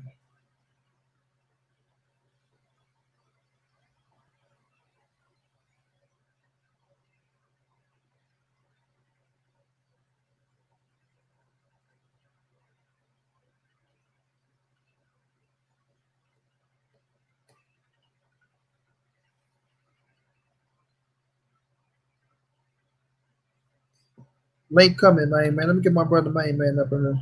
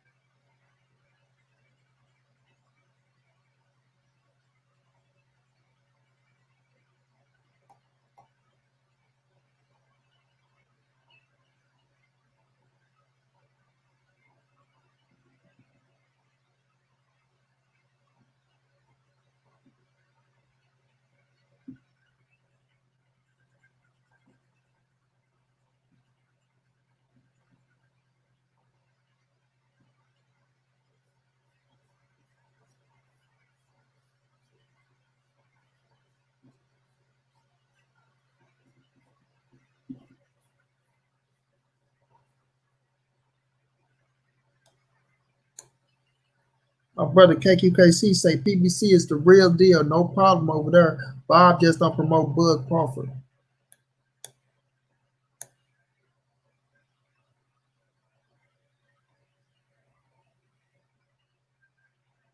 Link sent, man. Real rap, what's going down, fam? What's going down, bro? You ever cooking on Bud and fucking Earl again? The one and only, the MV legend is in the building. Monty, what's up, man? What's going on, man? What's up? What's going on, man? What's going on with you, man? Salute to the chat, man. Everybody in the chat, man. What's going on, man? I hear you talking about Bud tonight. You know, I had to sit back and listen to your rebuttal tonight, man. And I heard every word, fam. I heard every word, man. Where should I begin?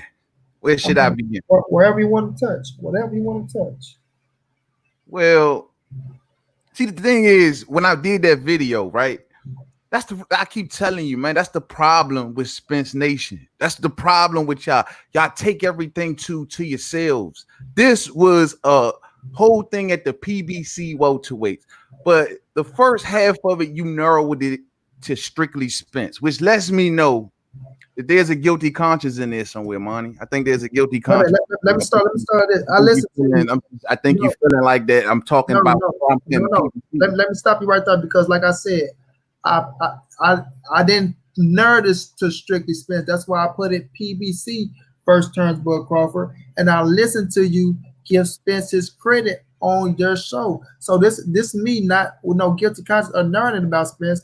This me just putting Spence in a position saying that there are you looking at Terrence Bud Crawford as the number one guy, and you really are when he's not. And Earl Spence is the number one guy besides Manny Pacquiao because the number one guy is going to get chased down, and the guys that's getting chased down is Spence and Pacquiao. But go ahead, bro. Okay, so the point of the video I was doing was saying that they pricing themselves out, right? That's the whole point that I was trying to make. And the thing is, you see that none of them has made nowhere near the guarantee of Terrence Crawford, right? None of them has made over a $2 million guarantee. So, which means that if any of them go over there to fight Crawford at this point, it will hands down be the highest guarantee that any of them has ever seen, right? So we're going to take this money argument off the table because, and the reason I did the video is because a lot of people say business, like you're talking business. I told you I got the Wall Street Journal right here, business. So if we're going to talk business, then let's look at the money because we're talking business because it's supposed to make business sense, right? So it should make money sense. So if I look at their money, what they've allegedly been earning in these fights, Well, let's just say on paper, it's been less than what Crawford has offered him.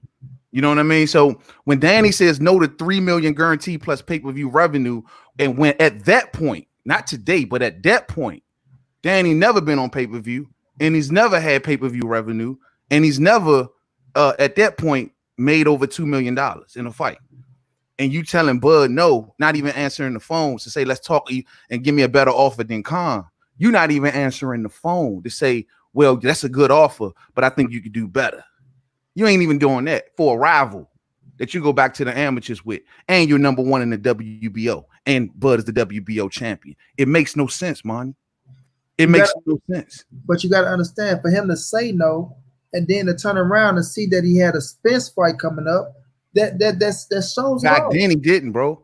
Back then when that offer went out, there wasn't talks about Spence. That's when he's fit to fight Granados, right? Around that time. Mm-hmm. Right. That was before we got to where we at today. And that's before then. There was no reason to turn it down. But you know that for us, what Al Heyman does business, and we see that, and we seen that Danny get the Granados fight right. He knew he had a Spence fight in play, bro. It's just what I'm thinking. He knew he probably had a Spence fight in play. Now, me and Lawrence Williams went back on this. When it was the $3 million offered to him, Danny said he would have fought him if they'd have offered more money. Now, we know that they didn't come back to the table to say, oh, what about this? I'm taking that as either he went and looked at Al checked into it and said, well, after this fight, I got something big for you, and it's going to be the Spence fight. So is that not a duck then, Marty? What are we calling that? It's not what are we calling that? So is that a name for that? What you just described just now? Pulling out of the biggest fight of your life because Al told you to. So what are we calling that? Is there a name for that? We can't say that's the biggest fight of his life. We can't say that. At that point, it was financially, legacy-wise, recognition-wise, in every department known in boxing, that was the biggest fight of Danny's career. Biggest fight of your life. You can't say it was. I don't know, but my thing is, it was anybody bigger than Danny's whole career, bigger than Bud at that point in his career. It was the biggest fight of his career. Just on it and walked away from it. You can put Bud on the same level for when you say recognition. You're gonna say he's the 3-division world champion, which true he is that, but a world title shot is a world title shot. The world title shot. That wasn't a world title shot that he turned that offer down for, man. That was gonna I'm talking about. You just said not, huh? No, I say Bud is a world title shot. I'm saying the world. Oh yeah, Bud, and he's number one pound for pound. Just to throw the cherry on the Sunday. So when we look at that, and then you got Al looking at him saying, you know what, I'm gonna get you Spence. You know what I'm saying? He probably looking at it as, you know what, damn, I'm looking at Bud, and I got Bud beat Danny ass if he fight Bud. So you basically telling me it was a duck? No, I'm not telling him it was a duck. He looking at the situation as, do I go get this hard ass fight with this dude, or do I wait for Earl Spence, what I know go make a bigger payday, and I'm gonna fight for 2 titles? You know what I'm saying? So is a looking at it as, you know what, I'm gonna wait it out and I'm do what my fucking advisor tell me to do. Wow. Because they all are gonna do what Al tell them to do. And I'm not saying that wasn't the reason, that's the reason why he didn't do it. I don't know what the reason is. My thing is he looking at a bigger fight with Earl Spence Jr. Okay, that wasn't at that point, man. You keep saying that like it was today. I'm talking about at that time. At that time, when it was offered. At that time, he still was in position. That's what I'm saying. You saying they want the fight up today, but that was putting that fight up today in place. So we just can't say you're looking at it as, oh, he's ducking Bud. So I mean? It's okay to go with the Granadoses and the Red Cats and all that and say forget Bud. That's what you're telling me. No, I'm not telling you that. He took those fights too, remember? I'm just saying they looking at the fight as saying, you know what? I'm going to go this route instead of going that route. Okay, that's a duck. That's a duck, fam. You trying to dress it up and make it all sound nice and cool and all that. That's a duck, bro. What we call in boxing, that is considered a duck, bro. No, if you following your advisor advice, I'm not gonna call it a duck. That's a duck, fam. Come on, bro. I can give you 1,000 fighters and say, oh, they followed their advisors and advice. That's why they didn't fight nobody. It's a duck, man. Come on. Say it. Come on, bro. Just say duck. Just say you can call it a duck. But like I say, when you following your advisor advice, I'm not gonna call it a duck, bro. I'm just gonna say you're doing what your team telling you to do. Okay, I got you, bro. He's doing what his team told him to do. All right, whatever, man. AKA duck. That's Danny. You say he's doing what his team. Look, To you, you can say as a duck. To me, he put himself in position to Let me make. give you an example. Hold Hey, on. Monty, He can put I just himself say in that? position to make a bigger payday and go for a bigger fight. Let me give you an example of when your team give you wrong advice and a fighter bucks their team for the better fight and more money, aka Mikey Garcia. Did not Robert Garcia and them tell him not to go into that Spence fight? Yes or no? They did not want other fights for Mikey Garcia. That's a Yes fact. or no? That's a They fact. did. But Mikey said, screw the squad. I'm going to do what's best for me. And I felt like what I'm going to do, not to mention the biggest payday of my career, I'm going to buck that and say, hey, I'm going to do this fight anyway. And he did it anyway, right? That's a fact. That was Mikey's decision to do that. So in that case, if Mikey bucked this team and he felt as though, look, this is the better thing for my career and y'all going to still rock with me on this because y'all my team, then, why couldn't that be in the same thing that applied in that situation? Because every man think different. I can't say why Mikey took the fight. Mikey looked at it as it was a big payday for me. You dig what I mean? So Mikey Garcia can buck his team, but Danny Garcia can't. And I answer, bro. Mikey Garcia looked at that situation as a big payday for me. I'm in it for the paper because we know right now Mikey in it for the biggest paydays. That Earl Spence fight was a big fucking payday on pay-per-view against the number one welterweight in the division. You know what I'm saying? And that was the great move from Mikey Garcia, and he did what he had to do. That would have applied to Danny. You just described everything. He did what he had to do. Now Danny is doing what he feel like he's doing. Would it not have been everything you just said that fight was for Mikey? Would not that Danny fight would have been the same thing with Bud? Every category you just said. No, not over Earl Spence Jr. No, it won't. No, that ain't what we said. No, you said the reason that Mikey did it for all of those reasons you just named, right? And now I'm telling you those same reasons you just named, you can same thing apply to Danny Garcia in the Bud fight, right? No, but Danny Garcia had a bigger fight on the table. What was bigger at that time? Hold on. If Earl's tied up with Mikey, right? Because you just gave me Mikey and Earl. You can't say Earl. Earl can't be omnipresent, fam. He can't be everywhere at once. So if Earl is tied up with Mikey, what you saying? I'm saying you just said that all of those categories you just said the reason that Mikey and Garcia and Earl fought is the same reason that Danny Garcia should have fought Terrence Crawford. Wait a minute, man. You just asked me why would Mikey Garcia buck his team and say, I'm going to do what's best for my career? No. When I asked you about the Danny Garcia fight, you said the reason he didn't do it because he listened to his team. He felt as though that was best for him. So I said, here's an example of Mikey bucking his team and doing what's best for his career, right?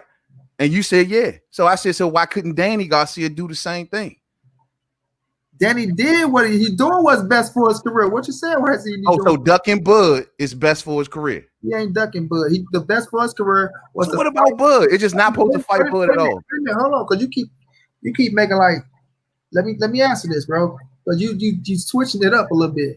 Now, you said Mikey Garcia bucking his team, doing what's best for his career, and fighting Earl Spence Jr., getting the biggest payday of his life on pay-per-view, fighting the number one welterweight, right? Now, you're talking about Danny Garcia should have said buck his team and did what Mikey did and said, I'm going to fight Terrence Bud Crawford because this is the biggest fight of my career. No, Earl Spence Jr. is but the you just said he was fighting Mikey. You just said he was fighting Mikey. So Earl tied up fighting Mikey. Earl busy, right? No, bro. Listen, you switching this around, bro. No, you're not going to do that. You said Mikey Garcia bucking his team said, I'm going to fight Earl Spence Jr. and do what's best for my career. Right? So, okay. At that time. Now. But Earl Spence wasn't talked about at that time. Now that Danny is doing what's best for his career, you can't be pissed. If he feel like I'm going to wait to fight Earl Spence and do these fights, I feel like that's best. On the line. I feel like that's best for my career. That's what he is doing. So a couple, because that wasn't at that time. That the Earl and Danny fight happening, the way things looking maybe at the end of this year, right? Or it was scheduled, let's say originally scheduled to happen in January this year, right? So during that time, how much time would it have passed before we had gotten to that fight? And that's my whole point. During that meantime, between time, everything that he was doing, You can't tell me he couldn't have got Bud a shot, bro. The biggest fight of his career. Why am I begging Danny Garcia to take the biggest fight of his career at that time? When did you trying to apply today's? When did Bud and the Mircon fight? Bud and the Mircon fought in what 2019, right? If I'm got off the top of my head, before last year, right before the Kavaliauskas fight, right? Hold on. Oh, I get the order sometime. Pull it up. I believe so. Yeah, I'm gonna pull it up now and see what they were. It was before the Kavaliauskas fight. Okay, they fought in January, March. They fought April 2019, right? Mm-hmm. So April 2019, that could have been Danny, right? But Danny took the fight down. He took another fight, right? Exactly. But who did Danny fight instead? Because that wasn't the Porter fight, if I'm not mistaken. He didn't take the Porter fight. Who was the fight? Granados, right? Before that was Granados. Just like we said originally. It was Granados. So he'd rather fight Granados, right? And instead of fighting, and then when did he throw in Brandon Rios? When did he get Rios right after Thurman? Let me look up Danny shit. These are the names I'm saying over Bud Crawford, fam. Brandon Rios. When did he fight Brandon Rios? When did he fight Adrian Granados? When did he fight Paulie Malignaggi? You know, when did he fight these cats before he couldn't fight Bud, the biggest fight of his life? You know what? But I don't want to just keep on dwelling on Danny because we could talk about the other ones too. Okay, so he fought Adrian Granados 2019, 420. Looked like they fought almost around the same time, right? Mm-hmm. So bam, he got the Granados fight turning down. After that, he was supposed to get the Earl fight, right? What did he do after Granados? Ivan Redcatch. Okay. Right? That must have been an Earl fight. Mm-hmm. Okay, so the Granados fight though. But the Granados fight. That was the 20th of 2019. January, March, April 20th, 2019. Right? Okay. That's when he's supposed to fight Bud, but he turned it down. But the offer that Bud sent out went out before that though, bro. Went out even before that. You talking about 2019 when they fought. When the offer was sent. That's when he was supposed to fight. Look, that's the same year, bro. When they supposed to. No, I'm talking about when they talked to Bud to talk about. I mean, they talked to Danny. They actually fought on the same day. But the offer came before then. Is what I'm explaining. You saying that's when the fight happened. I'm telling you when the offer came. The offer came before that. Yeah, you know what I'm saying? Before that, because before the fight. But this thing. When Top Rank said that they spoke to Angel on the phone was before that fight. Is what I'm trying to put out to you.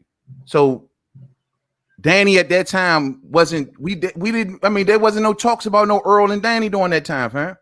At the point there wasn't no talks about Earl and Danny. He could have got Bud in there, bro. We ain't gonna make it like that talks was long before all of this stuff even with Danny. Now, if you want to say, well, Danny had just lost his title and he was going back for it, I don't know. You know what I'm saying? But that's what I'm telling you. This is my thing on it. Then he just lost the belt. That's another thing, dog. With the WB, he just lost the belt. Then look who he beat, and then he back into a title contention again. Coming to the table for the Bud fight, right? They say offer $3 million. They offered $3 million. Danny said he turned it down, right? He felt like he deserved more money, right? What I'm saying to you is, for a man to say, all right, I'm gonna turn that down and not come back to the table. The Earl Spence fight had to be somewhere put in play for Danny Garcia. And Danny looked at that situation as, this going to be a bigger fight for me that turns Bud Crawford. Bro, Danny was saying Pacquiao. At that time, everybody trying to get Pac. That's what Danny was saying. Everybody trying to get Pac. We know that. But that's some hiding shit, bro. Right. Like, that's some ducking. That's some, I mean, if he get an Earl Spence fight, if it's put in play, right? Because after the Granados, he fought Redcatch. He didn't fight until the next year. But bro, Danny was saying everybody named but Bud. He was saying Mikey Garcia, he fight Mikey Garcia. He was saying Manny Pacquiao, he fight Manny Pacquiao, or he take Earl Spence. All Danny knew. Or he gonna go up to 154. I remember all of those people he down for, right? But Bud ain't nowhere near in the mix. The number one pound for pound fight in boxing. He won on his agenda. You know what I'm saying? That's for Danny Garcia. Danny Garcia. Now and look, Sean Porter, right? I seen the video even when they asked him this shit a couple years ago about Bud, like when Bud first came to the weight class, like right before he came, I'm sorry. The energy on Porter was no different than it is today, fam. You can go back and watch the footage when they were asking Porter back then about Bud. The energy ain't changed. The feeling that you get whenever you bring up Bud around Porter, I have to have a conversation, the stumbling, the thinking. You can see the question marks over top of his head. What should I say? What should I tell him? That was still going on back then, bro. I seen the vids, man. I look at Porter. I say, damn, ain't nothing changed. Bud he's always been this way towards Crawford. And people try and make it like it's that today, but he's always kind of been like, nah, because ever since they go all the way back to the Olympic days, to the amateur days, you know what I'm saying? Like he never been that way towards Bud. But y'all want to force Porter in there, and it's a fight that Porter should take. Nothing, bro. It ain't forcing nothing. He don't want the fight. He clearly don't want it. Salute to Warren Henry. This is the thing. All right, if you don't want the fight, right? Neither one of them look like they want the fight. Bud don't look like he want the fight neither. So we're not just gonna say Porter don't want the fight. Bud look like he don't want the fight neither. You know what I'm saying? So Porter didn't want the biggest payday of his career neither.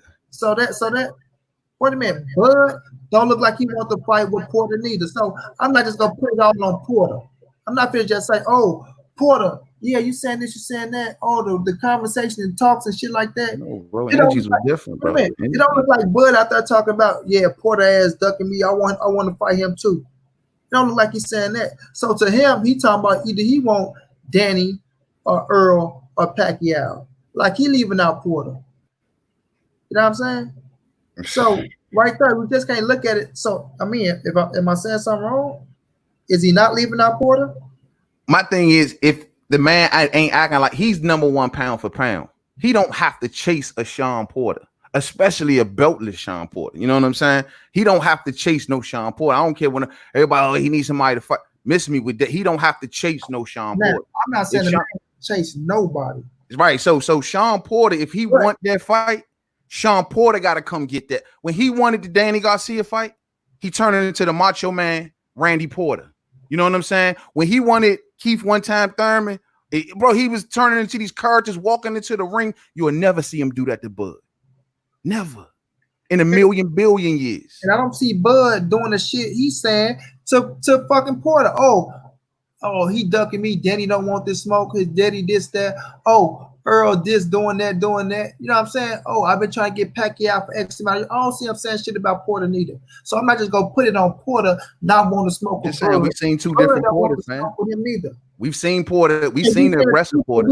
We've seen what Porter looks like when he wants to fight. And we said two different Bud. And we saying what Bud look like when he wants to fight.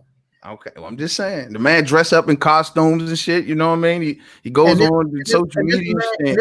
This man and his fucking promoter, his trainer, call people drunks, and this dude don't want this fight and none of this shit. When Bud wants a fight, he walks up to the person he wants to fight and say, "You supposed to be the boogeyman, but I'm chasing you." That's what Bud does when he wants to fight. Bud ain't the only one chasing him. Everybody chasing Earl. I know. Well, see, here we go.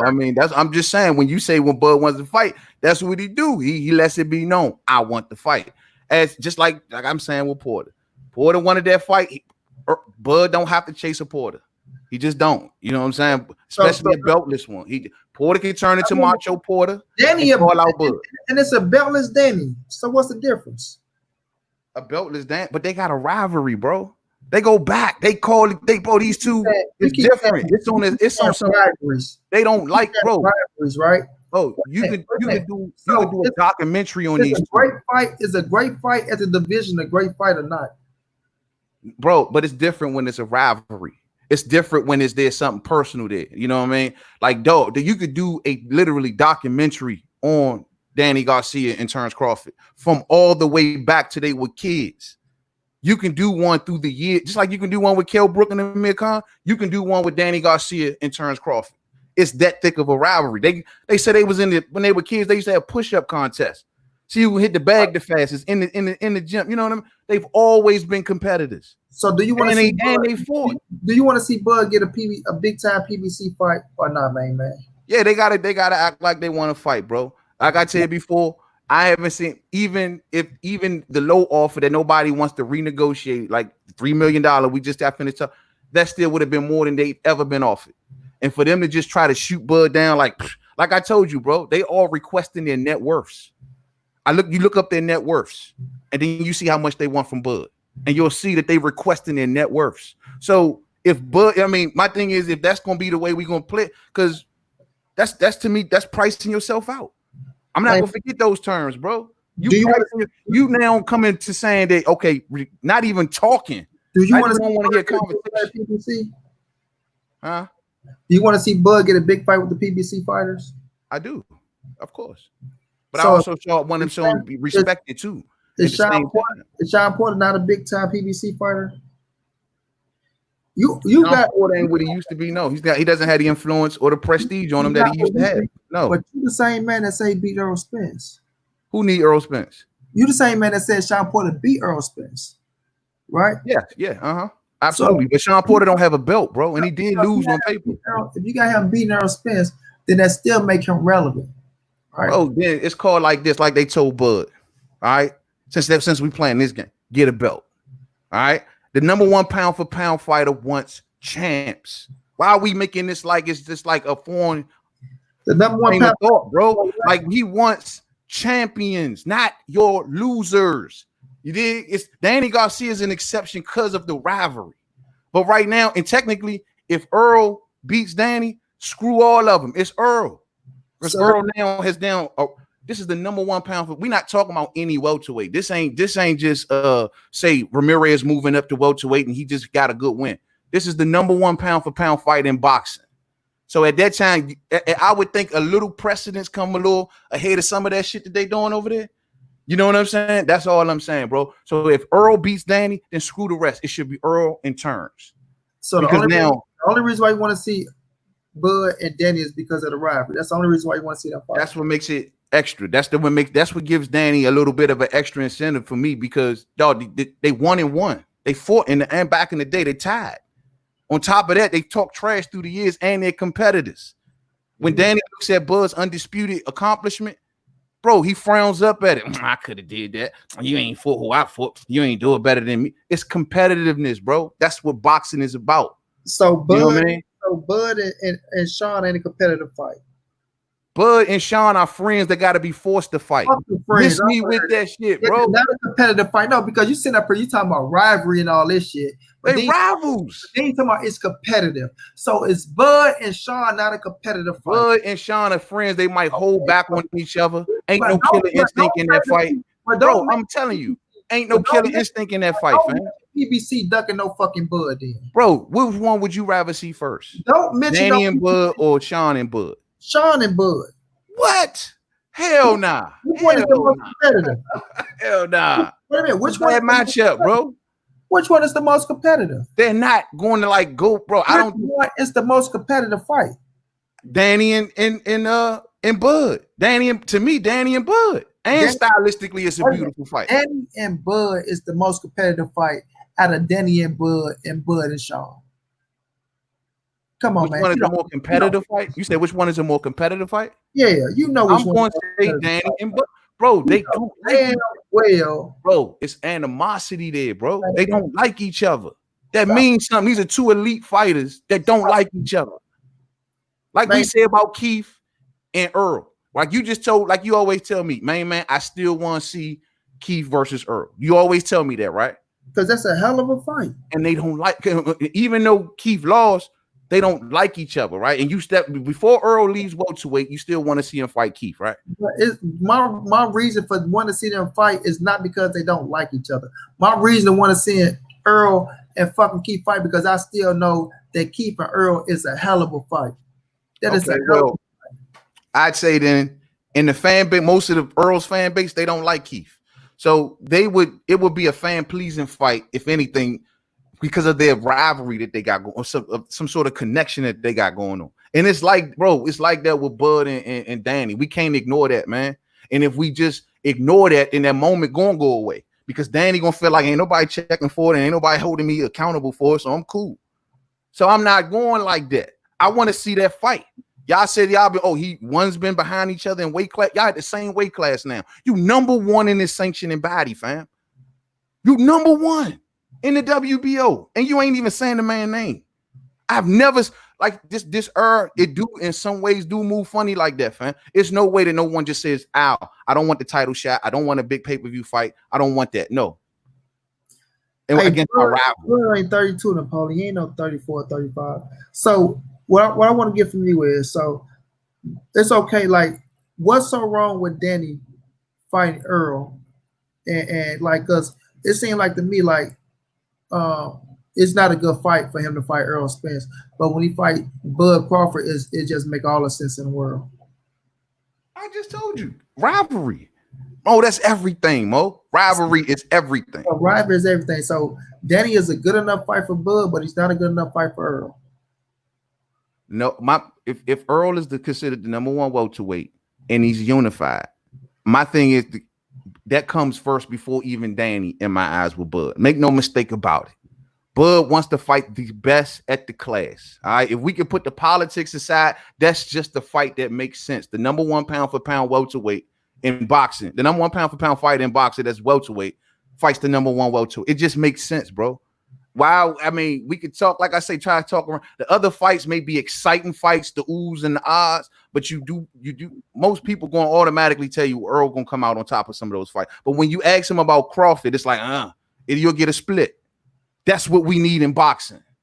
Not these, oh yeah, we know. I think it's gonna be a tough fight, but I see Earl pulling it out. Well, we don't know what's gonna happen with Bud, right? At least if you poll it or if you ask most fans. Bud and Danny.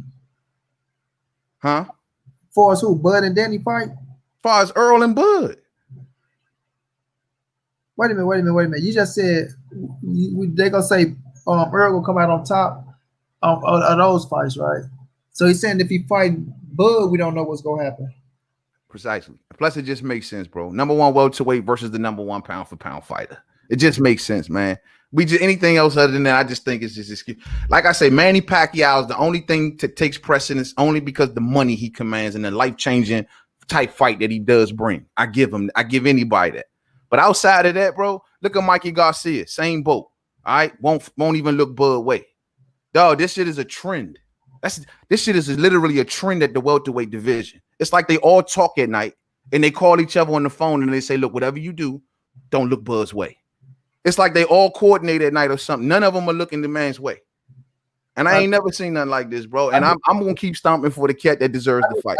I disagree with that. I look at it as this. I look at it as these cats, it's boxing. And as much as you don't like the terms of this is a business, these cats looking at the situation and they doing what they do. You got to understand. You saying Mikey Garcia was once with Bob Earn. He was once with Bob Earn. And we seen how they went to court and shit like that now. Will he do business with Bob? I think he will. Will he fight Bud? I think he will. But you put everything on these fighters and everything for Bud is just, oh shit, it's all good for Bud, the coast is clear. But you are like, oh, they can just talk to Bud and the fight can just get done because Bud wants to fight. Like Bob don't got no say-so over this shit or what the situation is going to happen. So we don't really know what goes on behind closed doors. Now, if these dudes trying to price themselves out of fights, then okay, well, this shouldn't happen. But if they come to the table and they say they want something and it's affordable and Bob's still not trying to give it to them, well, then you got to blame Bob on some other shit. But like I say, Mike and them, they understand what Bob Earn is. And it's more than what you just want to put it as, bro. It's more than what you just want to put it as. We do want to see Bud get these fights, but I'm not just going to blame these fighters and they promotion companies on why the fight's not just happening, bro. I can't just look at it that way. But when I hear terms like 60-40, you know, when I hear stuff like that, you know, and when I don't hear people answering phones, I'm with you. I understand the tricks that Bob Arum play. I understand the tricks that Top Rank play. I understand Bud's position over there on ESPN, everything. But when I just hear that, when I just see certain things coming from one side and I see nothing other than folding your arms up and like, nah, we ain't talking right now. We doing things over here. That just makes me go, okay, that's to me don't look right. And that's all I'm saying, bro. If I seen them over there calling Bud and Bud was doing opposite, I'd be like, dog, that's not right. But at the end of the day, he's we got offers on record. We got him meeting up with Spence, showing the world like this is look, I want the fight. And we just got evidence, and it's all mostly coming from Bud's side. But man, just because you say he meeting up with Spence saying he want to fight, and Spence telling him he want to fight, but you see Spence saying, like you say, they don't want to take the 60-40 offer, right? So that's off the table. Bam. Now Spence go do his. That was just talk for real. That didn't even come from PBC. That's just from Spence. So now that Spence got his 2 titles right now, right, and ahead of the game, right, about to fight, then he go see on pay-per-view. Like, just because the Bud fight not happening next, then you can't be pissed off like the fight never happened. These boys say they gonna fight each other. They saying they gonna fight each other. It's out of both of their mouth. Spence ain't the only one saying the money ain't right. Bud saying the money gotta be right. But money, Earl. Oh, sorry, bro. I didn't mean to cut you off. Bud and them saying the money gotta be right himself. Manny Pacquiao, Bob Arum talking about the money gotta be right. So they looking for a certain place for the fight to get to their damn self. So like I say, it's up for Bob Arum to try to make the Manny Pacquiao fight happen for Bud. You know what I'm saying? Because as we can see, we looking at Earl and Danny looking like that's gonna be the next fight. Like I say, until we see it on contract and we see them doing a press conference to see that the shit is official, I'm not gonna say that it's the play, but how shit is really leading up is looking like that's the next fight for them. So if they looking at that's the next fight for Earl, then what Bob got to do is go out there and make it happen for Bud Crawford, because Bud Crawford ain't gonna make it happen for himself. So let me ask you this question then, Monty. Why would Danny Garcia take precedence over Crawford and over Crawford? And why honestly did Sean Porter? Why would you say Sean Porter took precedent over Crawford? Why would those 2 fights take precedent? And I'm just asking the question. I just want to see what your answer would be. So could you say why did they take what now? Why would they come before a Crawford fight? Why did Earl fight Porter? And why would he fight Danny before he fights Crawford? What would your answer be for that? Because those are the fights he was trying to make happen before Bud came to 140. And when I look at the situation as them being right there with Al Heyman, because they're on Al Heyman's, my answer to that is because they on Al Heyman's side. They on Al Heyman's side. They'll make more money on his side. I'm not gonna say if they make more money. I'm just saying it's on Al Heyman's side, and I feel like whenever you were in house, even though it took him some time to make the fight happen, I feel like it was easier to get the fights done on Al Heyman's side, right over here talking to our own fucking promoter. Our own advisor to make it happen. And like I said, Earl and Bud ain't gonna be an easy fight to make, even when the negotiations hit the table. And I feel like it was easier to make the Danny and the Sean fight over the Bud fight. So Earl got $8 million total with back end money for Sean Porter. It's saying that Earl got more than $8 million. Well, from what I researched, they said he got a guarantee of 2. I know. Yeah, he got a guarantee of 2, and he made about $6 million in pay-per-view revenue. So you don't think he would have made more than that with Bud? I know he's gonna make more than that with Bud when they come to the table and fight. So, but now that he got 2 titles, right? Now that he got 2 titles, trying to get a 3rd title, he's gonna make way more than that with Bud when it happened. How?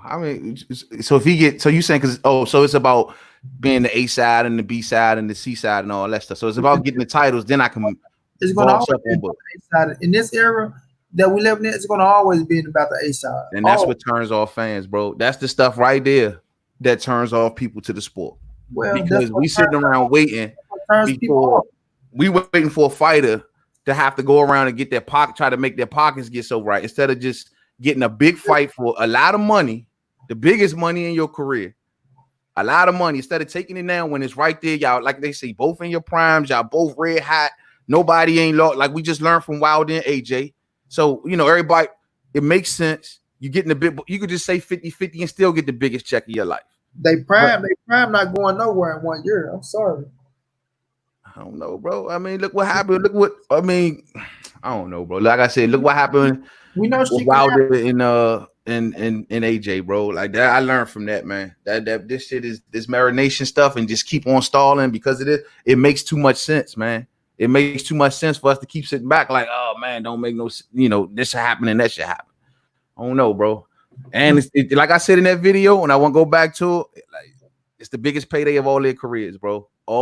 Once you look into their paydays, whatever the back end money, to know that against Porter, that Earl made $6 million in back end money, I know he'll make way more than that with terms.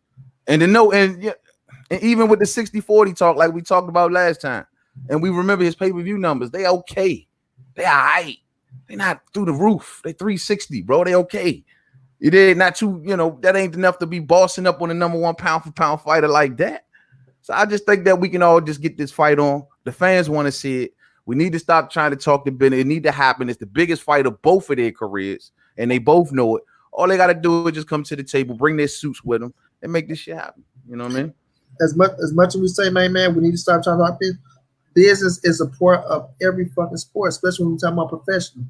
Now, when we're looking at it, you keep saying the number one pound for pound fight. You keep throwing that enough for Terrence Crawford. You love throwing that enough for Terrence Crawford. But we talking about the number one fighter at welterweight, the unified champion, and as much as you don't like it, the guy that's more popular than Terrence Crawford. Earl Spence is more popular. You know what I'm saying? And that's a fact. But I want to see the fight happen myself. I want to see the fight. Not casual. Neither one are casual popular. I want to see the fight happen myself. But like I say, I'm not fit to knock no man that put themselves in a certain position to if they feel like they deserve something, for them to turn around and say, oh, well, you know what? Fuck it. I don't want it. I'm just going to make it happen. No, because it's not going to happen like that, bro. It don't matter who it is. Even if Terrence Crawford had the upper hand on his side, he ain't going to turn around and say, you know what? Well, I'll just take this just to make the fight happen. It's not going to work like that. These dudes feel like they worth something. Their advisor going to tell them what they worth, and they wouldn't want what they want, bro. They going to want what they want. And like you say, that's what turned people off from the sport. But at the end of the day, that's what the sport is today. And a lot of people don't understand it because they look, even a lot of the people who just like I say, just kind of briefly buzz around boxing. They don't understand it because they don't know really like that either fighter. We sitting here talking like one man is like this super popular dude, like everybody knows him, and yeah, everybody gonna show up, bro. No, if these two as dance partners, this is a yin and a yang. This is a Batman and a Joker. If you bring them together, it's going to be big. We can stop making it like one is bigger boss than the other. They both hold down where they both hold down where they live at. You dig? That's and through that, one got a bigger stake than the other. We try to make it more than what it is. It ain't, bro. At the end of the day, the average Joker don't know neither man. You know what I mean? So at the end of the day, when you bring them together, then the average Joker will get to know both men. That's how they get to know both men. I'm not gonna sit up here and say the average Joker don't know either man, because to say that wait a minute. Now look, see, that's why I say you wanna, and I see you say, oh, y'all want to walk around acting like this guy for nobody is acting like Earl Spencer's Floyd Mayweather Jr. because that was a statement you made. My thing is this: I'm not gonna deny a man what the fuck they earn, bro. If somebody put themselves in a position to feel like they earn something, and if we send it, I'm not gonna sit up here and deny it. What if it was Crawford that was holding on to 2 titles saying, you know what, I want this, I feel like I deserve this, then the man feel like he deserved that, bro. But I'm not gonna sit up here and just discredit the man they hold. 50-50 answers all calls. It's not no 50-50 fight. So we're gonna hold the fight up then. We just gonna keep holding the fight up then. So we're gonna hold the fight up. Is it it's a 50-50 fight to you, man, business wise? Realistically, bro. Realistically, is it a 50? From my honestly, do I think it should be a 50? Yes. Yeah. I think so. Yes. If it was up to me, I think it should be a 50-50. This is number one pound. Like I told you, like we just talked last time about Andre Ward and Kovalev, how Kovalev had to respect Ward coming up. Ward wasn't a popular fighter. Ward wasn't nobody breaking the banks and packing out arenas. But when Ward came up, he demanded the respect as the number one pound for pound fighter, that you're gonna make this happen in a smooth fashion. And that should be the same respect given to Terrence Crawford. That's what I keep explaining, bro. We rooting for too much business shit. No, bro, he ain't got to do that because he could do this and do that and do that and make Crawford wait. That shit sound retarded to me, bro. That's why I'm saying I be sitting back like, man, what? It's a humongous fight. Man, look how much Earl sold with this guy. Look how much Bud sold with that. You bring these two together, you're going to make magic. And I don't think that nobody would debate that or doubt that, bro. So we need to move all that shit out the way and remember at the end of the day, through all of this shit, you put these two fighters in the ring, you're gonna make magic. Fuck all the bullshit. You know what I mean? We're gonna make magic, bro. It's gonna do good. It's gonna do well for the sport, for these two fighters, and we making excuses. You know what I mean? That's spoken like a fan, and that's how a fan should speak. Before you get in that ring and you send these fighters get in there, as good as you make that shit sound, nobody is fit to kill a position on being the A side, bro, and give up no free money to nobody at the end of the day. Them boys got family to feed, and even though yes they're gonna make a lot of money, still coming out on top of the business side. That's how them boys looking at that fight, bro. So as much as you want to say it's a 50-50, and to me it's not a 50-50. You can say we can move past all this shit, and I want the fight to happen, bro. I want the fight to happen. But you saying we're going out here saying, oh, it's a 50-50 fight, this, that ain't gonna make the fight happen no time soon. It ain't. It's just not. Because first of all, a motherfucker look at it and say, oh yeah, okay, all right. Y'all think I'm finna do this and do that? Nope. They not gonna give up their position, bro, as being the A side and feel like they deserve more money, bro. It's not gonna happen. I'm not. I salute. Like Lawrence said in the last chat. Waiting on Crawford to get his numbers up. Everybody wants to get paid. Salute Money Brown and Main Man. Salute to you, Trey Fires, my brother. Oh, I already know TV, man. Fuck that dude. We ain't worrying about him. But go ahead, Main Man. You say just like Lawrence Williams said, what now? Like he was saying, like that's the reason how Deontay Wilder can come and say, look at Tyson Fury or whoever else. AJ, you got all them belts. I want 50-50.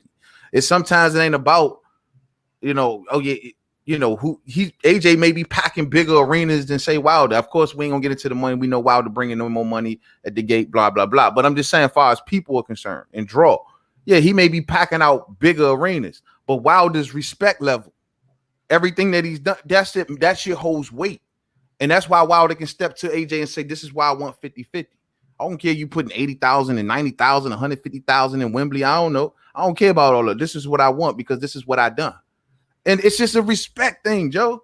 When we get to the point of fighters trying to just say, no, I'm blocking you out, and no, I'm gonna get to you when I can demand 70, 30, 60, 40, that's when they turning into divas and they turning into these, I don't know what, this businessman. You know what I'm saying? The fight needs to happen, bro. Especially right now. You understand what it is, bro. Now, when you bring up Wilder, come on, man. We know what Wilder done to try to make that fight happen. So it's not the same. Wilder accepted everything them motherfuckers told him. For the $15 million to coming over there to doing this, he bowed down multiple times and was taking less money multiple times, and they still didn't make the fight happen. So when Wilder came up and then had a Tyson Fury fight, and they made their paper, then they came to the table after Joshua took an L, all that shit. Now they talking about 50-50. Now Eddie Hearn talking about, at first it wasn't, and he still don't think it's worth 50-50, but it's close. So I'm not gonna use that shit as a whole situation between. No, the point I was making is the popularity argument. No, the popularity argument you was making at the time, how you felt as though Earl Spence was more popular than Bud. You know what I'm saying? And I was saying that just because one man pack more of an arena doesn't mean that the other man can bring similar weight to the table and say, well, this is why I deserve it. And that's why I was saying, well, Wilder.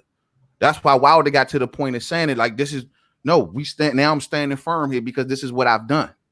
You dig what I'm saying? Yeah, of course, yeah, he did take all of those, but then he betted on himself and he said, screw all that. And then I'm gonna come back to the table now. And this is what you're gonna have to give me. And if he would have beat Fury, then that would have even changed. We would have been talking 60-40 or something like that. You know what I'm saying? But the point I'm making is he brought the weight of his respect to the table.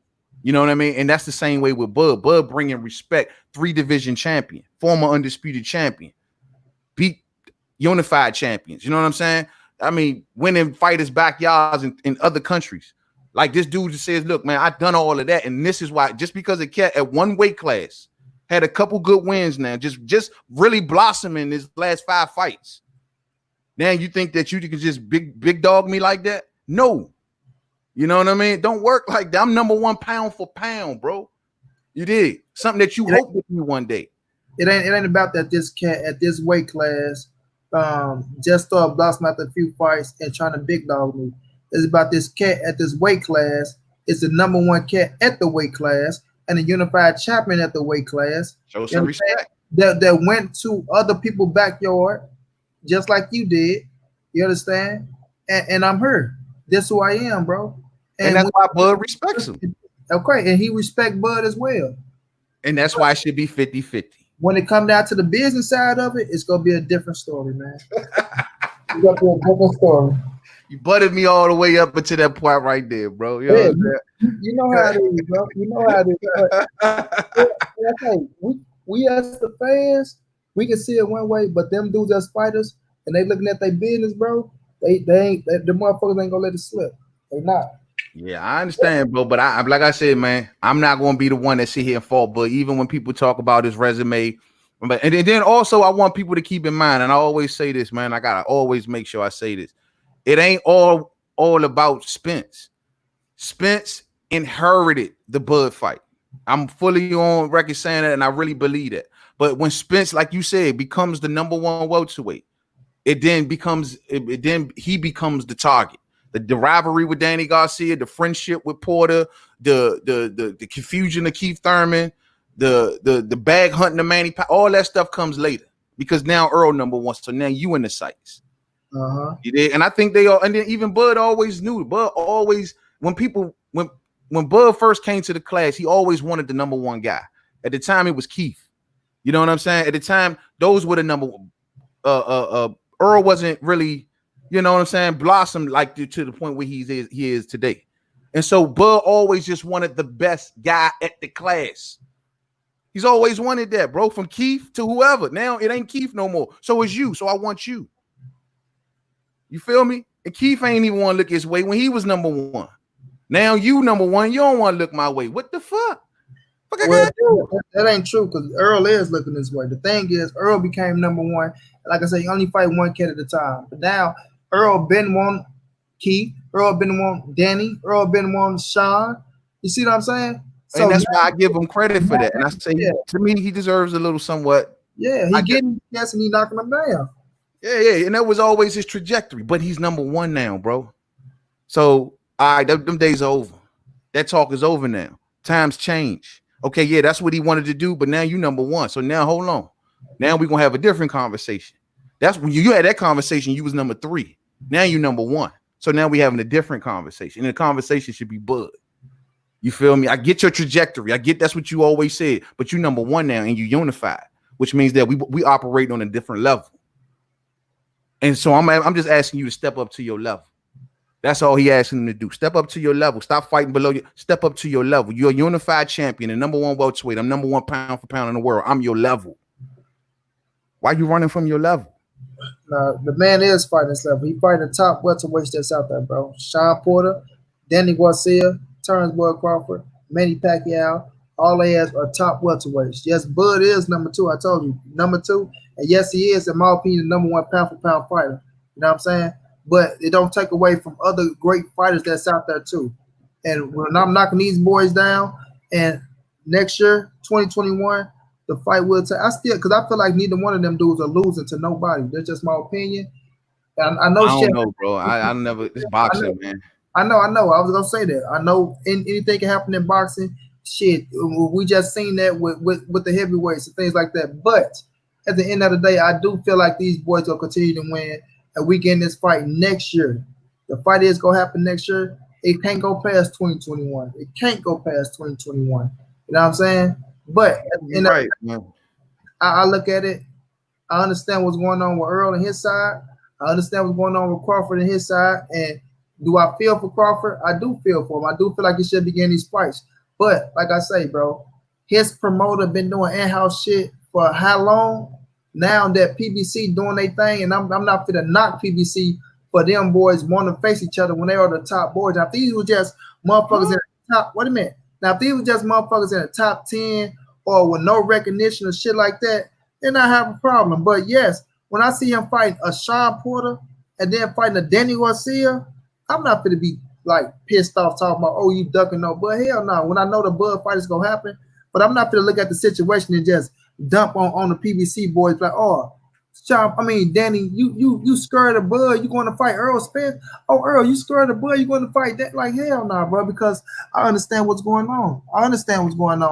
And we going to enjoy these fights. They're going to be hell of a fights. You know what I'm saying? They're bro. gonna be Danny #1 in the WBO, bro. He's #1, which means they're gonna call him mandatory soon. What are you gonna say? Nah, I'm not fighting the mandatory. You saying he's #1 in the WBO, Yeah. but he's facing the unified champion. No, I'm just saying. So if they call the mandatory, what is he gonna do at that point? Say no, because you know he ain't gonna do the mandatory because he ain't gonna want to take the purse split. So what is he gonna do in that? He just gonna back out? For as well, what you saying? If the WBO calls the mandatory fight, right? Which they only reason they ain't done it at this point because you know Bob got him on a leash and saying don't do it because it's a PBC fighter right there. Are you saying Now, only time they may do it is when Danny. If they call it next, like, oh, we want Danny to face Bud. Well, yeah, what Kalvalowskis was a mandatory, so he probably got a voluntary next more than likely. Then eventually the mandatory, which will Danny will be free if Danny and Earl mix it up next. Then Terrence should be able to go do a voluntary and fight whoever. But after that, the mandatory gonna get called. So win, lose, or draw. If Danny loses, stay to Earl. I don't know if they'll lower him in the WBO or not, but I don't know, bro. Eventually that mandatory gonna get called. I just want to know if Danny Garcia gonna back out of it. Say, no, I'm not fighting Bud, even though the WBO called me to fight him because I'm #1. I think he fight him. If he loses to Earl, I think he go fight Bud. I don't see him. He's not for a mandatory. Because he's not gonna want that split, bro. You know he ain't gonna let Bud get a bigger split in the. You know how they be calling the splits in the mandatory fight. He for the champion, and he ain't gonna want to get that type of split to Bud, bro. Not to mention they don't even give a damn about the WBO anyway. Because remember, it's the WB no. That's what they called it. They don't even want his title. Well, that was your boy Thurman that said that. Yeah, that's just enough. That's bro. It's all of them, bro. That's why I'm trying to make it like they all. It don't look right that all of them. Making this type of all of them didn't diss the WBO title, bro. No, I mean they all got something. It's all with the exception of Earl. You know, I charge Earl to fight Bud because he #1. But my thing is I'm really looking at Danny and really honestly Sean and Keith too. All of them though, bro. But the excuses is just terrible. It's terrible. And I hope Earl don't go down that route, man. I'm giving him some cushion because of his situation. And also, like you said, he is on this trajectory that he said he always wanted to do. I'm kind of giving him a little bit of cover for that. But after this next fight, bro, if he won't fight Danny Garcia, not a tune-up, dog, we need to be talking Bud. I told you, after this next fight, if it ain't Manny Pacquiao, it got to be Bud. You know what I'm saying? If it ain't Manny Pacquiao. We agree on Earl. We agree on Earl. Yeah, but the other cats, like I say, if you don't want Sean, the other cat was out there, Thurman and Danny. You know what I'm saying? So we go see what happens. Especially with Thurman, we don't know what the fuck Thurman gonna do. That's what I'm saying, bro. He could take this chance. But you know what I mean. But of course, he gonna want the biggest amount of money that he's ever seen, the most amount of money he got a taste of that Pacquiao money. Now, my man Keith, that's all he talking about is you can see the dollar signs all in his eyes. He had tried to take that other side. They would have to give him big money to come on over there to take something like that.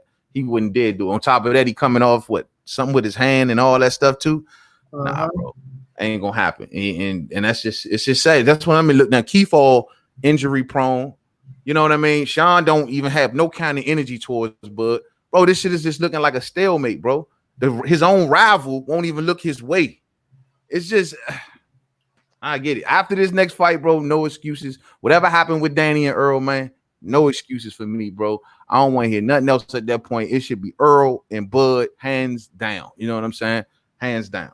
Well, you can say Earl and Bud, but if Pacquiao's on the table, you know Earl going Pacquiao. I agree with you. But let's Pacquiao on the table. I will agree to that. That's why I say Bob Earl need to play chess and go snatch Pacquiao away from their motherfucking ass. If you snatch Pacquiao away, and it shouldn't be nothing after that. It shouldn't be nothing after that. He'll get Pacquiao if he can get somebody. Like I said, if he gets somebody to pay for it. If his connect that he was working through to pay for it all kind of fell apart recently. We all been hearing about that in the news. So that's why you don't hear much talk about it right now. But if he gets somebody to pay for it, and he'll bring it back. Yeah. Pac want big money. My thing is for the amount of money that Pac want and he been getting from PBC, bro, the only other person over there, I think right now that can give him with Danny can maybe give it to him. Maybe he probably can make that 10 million guarantee plus that 10 million pay-per-view revenue. I don't know with Danny. But that'll still be real close. But but Earl is probably the only one. That's true. So look at my bro, Black Star Sports TV. Bud should have taken 6 step 40. 60-40. Yeah, okay. For the number one pound for pound fight in box. Like I told y'all in the chat earlier, man. If them boys did what Bud did, they'd be fighting at 160 right now. This man has done the equivalent of them fighting at 160 and been through all of that. But he should take 60-40. Nah. But they'll move up, but they ain't gotta move up like right now. They ain't got to. Bud was, the shit forced them to move up, bro. It's weight. Right now they at the division where they see it's the money division. It's the place where they feel like they'll get all their money at. You know what I'm saying? I hear you. But I'm just saying what Bud did, bro. He's already been there, done that. All right. And like I said, whenever they get whenever they feel like they got to move up, then they'll start to do exactly what he did. But he's already done that, bro. And when everybody his resume weak at 47, the man ain't barely been there 2 years. And he's already like you said, the number 2 welterweight. So I mean, y'all can say what y'all want, man. Give that man some time. And if he get a dance partner, somebody that's willing to make the most money of their career, you know what I'm saying? When I'm seeing fighters making $8 million and $2 million, if they want to come and make the biggest fight amount of money of their career for legacy and fight the number one pound for pound fighter, I think Bud made it evidently clear that the door is open. Just don't come through the door wrong. You know what I mean? If somebody say that Bud should have took 60-40, I'm gonna say that Danny should have took 3 million plus pay-per-view revenue because he's never had that. You know what I mean? But Danny did have that before. It just ain't shown on paper. He never been on pay-per-view. Never been on pay-per-view. And that's the reason why he asked for more than me, because they going on pay-per-view. His first pay-per-view fight. Yeah, but then he got faith that he know what his numbers gonna be on pay-per-view. I hear you, man. You know, man. But I think I'm gonna leave it there, my G. You know what I'm saying? I think that's all I got to say about Bud for the night, man. But I just hope we get it sooner than later, fam. Just let me get your words of encouragement on Roberto Duran, who was, diagnosed with COVID, they say in the hospital and shit. Yeah, man. I hope he get well soon, man. I seen the pictures of it. I thought last I checked, read on it. I thought they said he was getting better, that he was in there fighting. You know what I mean? So I hope he pulls through, man. And man, salute to Roberto Duran and all the great memories and all the good things that he gave us in the sport of boxing. And we rooting for him. He's a fighter, man. So I'm pretty sure he's gonna pull through this, man. I hope so. Yes, sir. Yes, sir. And we know the Miguel Berchelt about to get ready to start at 10 o'clock. Yeah, I'm about to get ready to catch that, man. Berchelt, man. Hey, man, hopefully they serve him up to Shakur, bro. You know what I'm saying? He talking about moving up to 135, Berchelt. Is he really? Mm-hmm.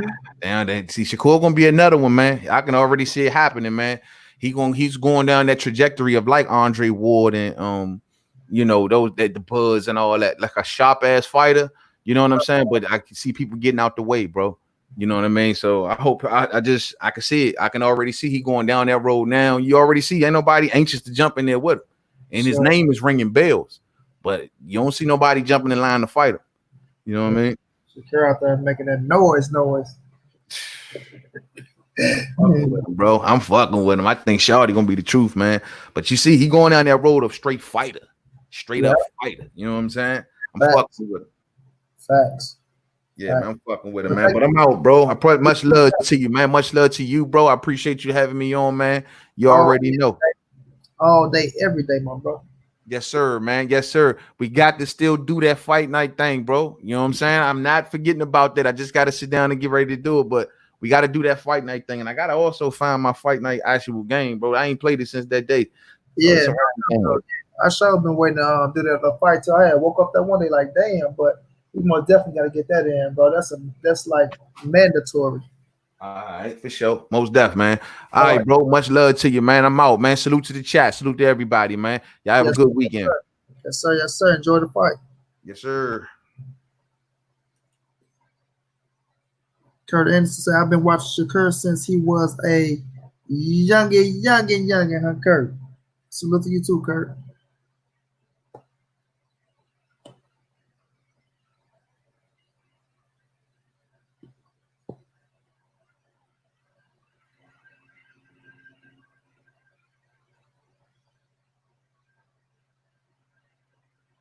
Since he was a kid. Okay. The opponent say, don't hate Earl, but he losing that night. I feel you on that, bro. If you got Bud winning, I'm not gonna knock you. I'm not gonna knock you at all, champ.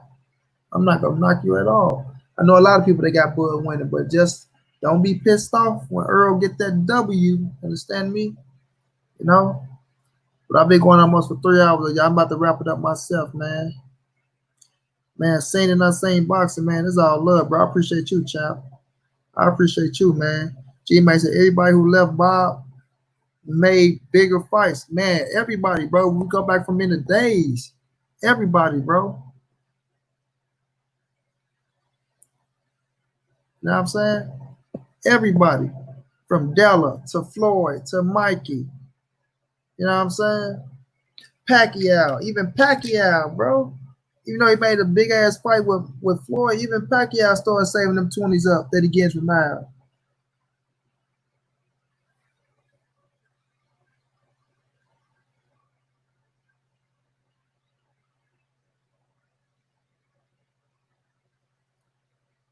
Bud running. Man, Underground Silent, man, my brother, thank you so much, champ. Thank you so much for the donation, man. I appreciate you, man. I appreciate you, bro. Until the next time, that's all facts, bro. That's all facts. You know what I'm saying? But it's all love with everybody, man. I appreciate everybody who came through showing love, man. You know, we go keep it going, y'all. But no, let me touch on Roberto Duran, man. Roberto Duran, I'm praying for the, you know what I'm saying, for the legend.